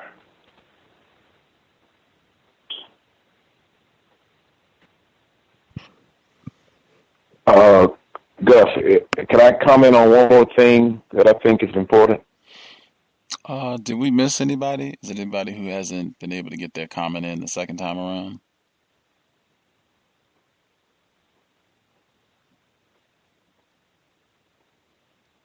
I will assume they're good. We'll get Florida and then the female caller's question. Thank you. There was one more observation that I've had in the readings that I suspect white people who intend to practice racism are behind it. There's two observations that I've had, not just with this book, but also anything affiliated with the Nation of Islam and Malcolm X. The advent of the coining phrase "Black Muslims," as he mentioned in the book, and I've heard it in a lot of other sources. This didn't come from the Nation of Islam at all. This is an identification that came directly from white people, and white people I suspect that have the intent of practicing racism to cause confusion to the members of the Nation of Islam and non-white black people who are not in the Nation of Islam, to cause confusion. Also, at the same time, I've never heard someone within the Nation of Islam even mention some sort of order of hierarchy to identify who's second in charge, quote unquote. And once again, I suspect that comes directly from white people who practice racism, because they know the end results will come out of it is confusion, and in turn, it would breed things like jealousy and all other type of issues from people within that organization, as well as non-white black people who may not be in the Nation of Islam, to bring up that kind of confusion at all. I mean, just off of, I think, common sense, with Mr. Muhammad, more than likely, it probably would have been one of his family members who would have been the quote unquote head of the Nation of Islam, and not Malcolm X. At the time of his inability to be in that position of authority or his death. Nevertheless, I wanted to. I just wanted to make sure, because we had one other person that dialed in and hadn't got to share it all. The caller that you had your hand up, you hadn't been able to share it all. Did you have something you wanted to get in? 9400. Yes, ma'am.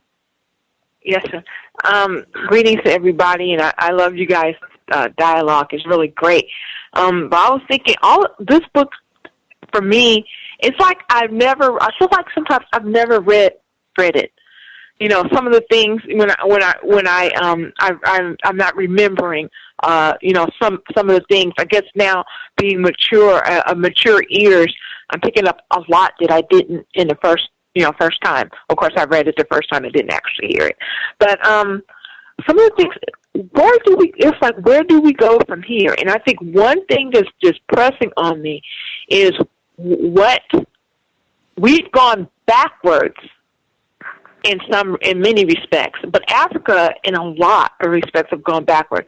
And I think, to me, I'm thinking, okay, because what do we learn here? One of the things is, as white people go, or quote, missionaries who go to Africa, I mean, this is maybe feel like totally off subject, but we should have them make sure that, okay, you want to be a missionary, you're not to own any property, lease any property. You're not to own any kind of companies or have any ownership in any kind of companies that do business in Africa. If you want to be a missionary, or you're Muslim or whatever, then be a missionary. Don't own anything. Don't try and conduct business, because it seems like a lot. That's how they ease on, and we have to do our part here in the United States because they're originating from here. And it's just, I don't know. I just feel so. I feel so proud of this man who has so much information at a time. I mean, we have the internet. That man had more information than we did. And I'm so proud of him, but I'm sort of ashamed of us because we really dropped the ball. I mean, I know I was I wasn't even born, but still, that's how I feel. And that's it. Thank you.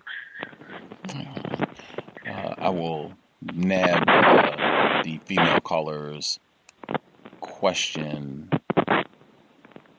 Just picking up some background static for a second. I'll get her question. Before I do, number one, I'd said I've been trying to drop. There's so many books. It would take forever. There's so many biographies that have been written about Minister Malcolm and articles. If you get, to go to a major library, you can go back and look through some of the older publications, New York Times, and just see the things that were written about him. Is so much material. You can really learn a lot about the system of white supremacy and more about the individual Minister Malcolm X. One of the books I would recommend, Malcolm X, the FBI File, shows the girth of material, and Spike Lee does an introduction for one of the issues of the book, and he makes that point that this is just the material that whites handed over to us. Who knows the material that never got written on paper or the documents that you never get access to? But that's definitely one I would encourage folks to read, just seeing the amount of information that they kept on this feud between Elijah Muhammad and Minister Malcolm, and trying to keep that going and figuring out ways that they can profit from that. That's one I would encourage folks to check out. Also, we heard in the epilogue, this is Alex Haley's recollection, the portion about where they had the best organization. That came up in an article. Malcolm Denzel Smith wrote, I think it was right towards the end of 2014. This was, I think, Charles Barkley had came out and made some nasty statements about black people and Bill Cosby has done this for years, and blah, blah, blah, long running tradition. And in the article, Michael Denzel Smith, he included this commentary from Minister Malcolm. So he said Chris Rock has this routine from some years ago where he says it's black people and niggers, and he hates niggers. So in the report, he says Chris Rock's language was different and jarring, offering a legitimacy to the use of a racist slur to describe a class of people, but even that wasn't new. After leaving the Nation of Islam, Malcolm X reportedly said, "We had the best organization the black man has ever had. Niggers ruined it." Malcolm's context was different, but the rhetoric is still in line with the idea that it's bad black people who ruin things for the good black people. Very interesting report. I shared it. Very popular back when it came out. Anywho, I find that interesting and consistent, how somehow we've talked about this before. Many conversations on racism start out with what has been done to us, and it somehow ends with it's all these black people's fault. Some of the other portions from the second portion of the audio that I thought were important. Let's see. I moved back to try to find that quote. Okay. Moving forward into the epilogue. Let's see. Oh, the importance of time. Super important. Where he says, I knew that Malcolm X had an almost fanatical obsession about time. I have less patience with someone who doesn't wear a watch than with anyone else, for this type is not time conscious. He had once told me in all our deeds, the proper value and respect for time determines success or failure. Excellent bit of information right there. He talked about that being one of the first things he purchased when he exited greater confinement, I believe, unless my memory is off. But yeah, I think that's great. And respecting your own time, respecting black people's time, I think that is huge. That should be a core part of the way we think about counter-racism. Let's see. Things I wanted to make sure. The train scene, that was pretty interesting. That's kind of saying what I said again, that somehow validation from these white people, which I think a lot of us end up being in that position where the white people are the white guy that drove up to him next to the vehicle and said, right on, if I was black, I'd be following you. And he tells Alex Haley not to include that in the book, which he does anyway. You all had pointed that out before. But I think that gets encouraged to kind of look out for these quote unquote well-meaning white people. Let's see. Yeah, I got that one. Yeah, I can pause there. The female caller, what was your question you wanted to make sure you got in? Okay, thank you.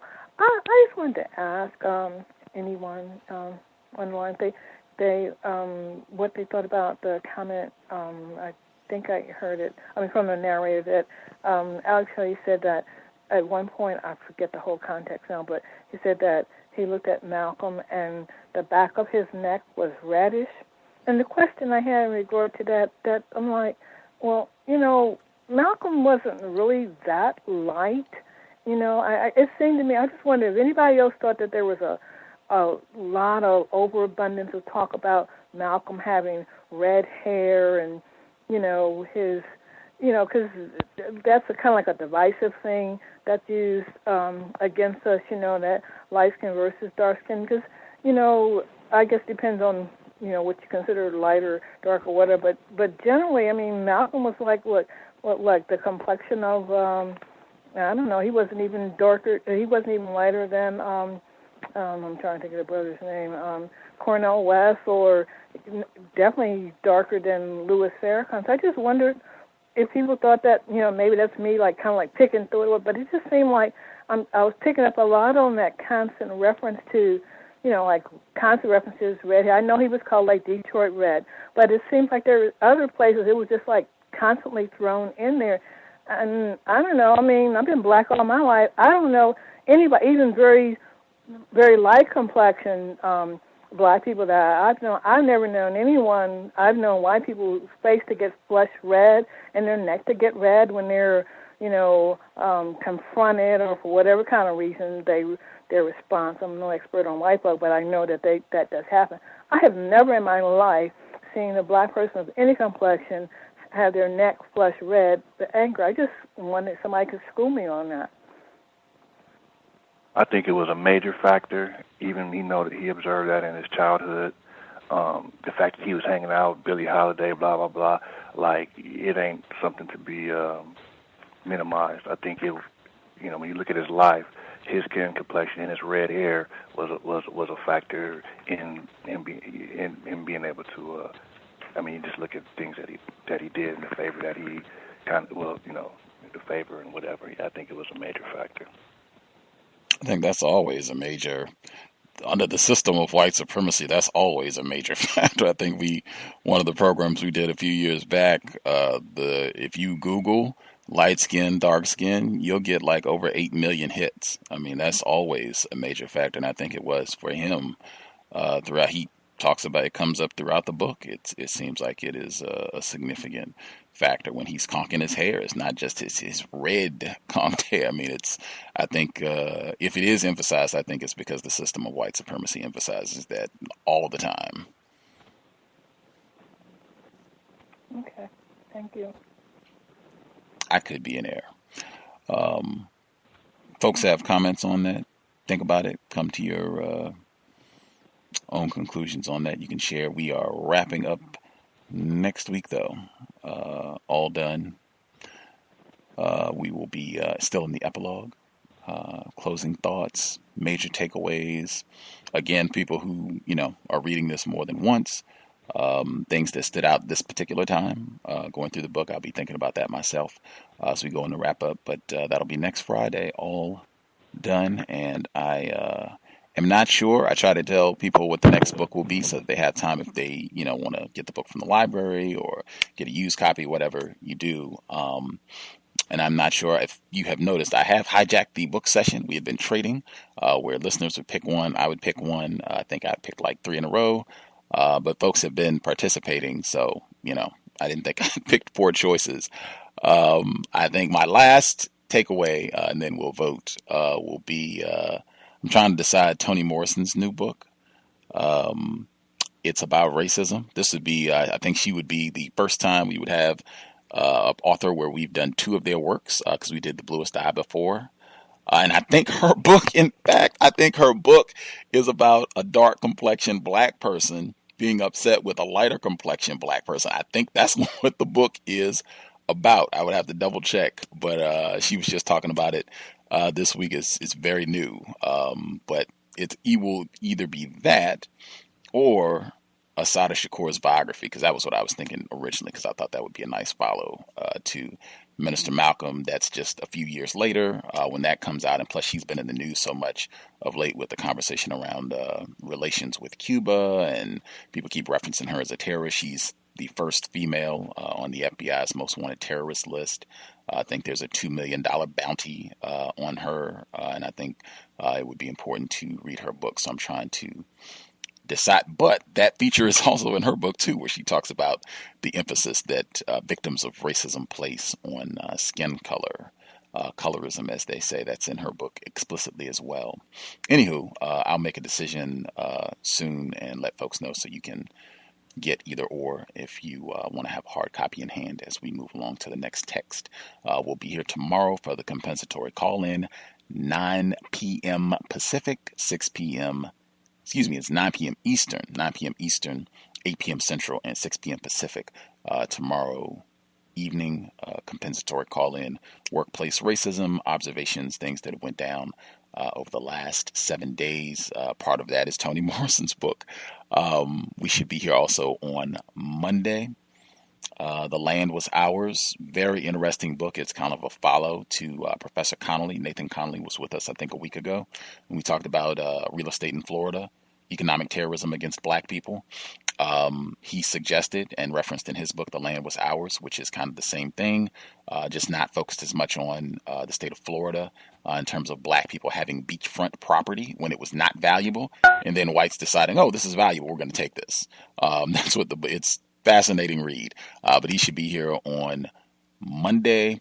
The California Berkeley Black Student Union members should be with us on Tuesday, and Wednesday we have a Yale student. He wrote a very interesting piece on racism and the perception, the way people talk about NBA basketball. He just published it like 2 days ago.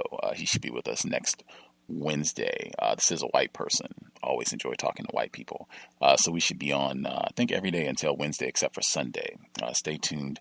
All normal broadcast time with the exception of Saturday, 9 p.m. Eastern, 6 p.m. Pacific. Looking forward to seeing everybody then. If you get confused, have questions, suggestions, drop an email, untiljustice@gmail.com. untiljustice@gmail.com. We're also on Twitter at untiljustice, at untiljustice. I would again recommend, Minister Malcolm said it during the text this week. He said when he was doing his strolls through the back streets in Harlem that he would, tell the wino, hey, that you're making it easy for them to come and go upside your head and lock you up. He said it in the text this week. I totally agree. Sobriety would be best under conditions of white terrorism. If you gotta consume, you don't want to be a pedestrian. You definitely do not want to be a motorist. I would even say passenger is, man, you're making it easier for them to terrorize and whatever else they want to do. I would say get to one spot and stay there. Then you can leave the following day once you are clear thinking and sober. Definitely, you do not want to consume any intoxicants in the presence of whites. And you should be mindful even of the other non-white people that you're around, just to make sure that you don't have any unnecessary problems, conflict, chaos. Again, it would be best under conditions of white terrorism if we were all about sobriety. That said, Creator, we ask that you help us remain patient with other black people. We ask that you help us remain patient with ourselves. Remind us to demonstrate the highest levels of black self-respect at all times, in all places, each and every time we are in contact with another black person. It has been time. Replace white supremacy with justice as soon as possible. Context of White Supremacy signing out. Thanks all for tuning in. Nigga, you so brainwashed. I'm a victim, brother. Problem. You're a victim. Yeah.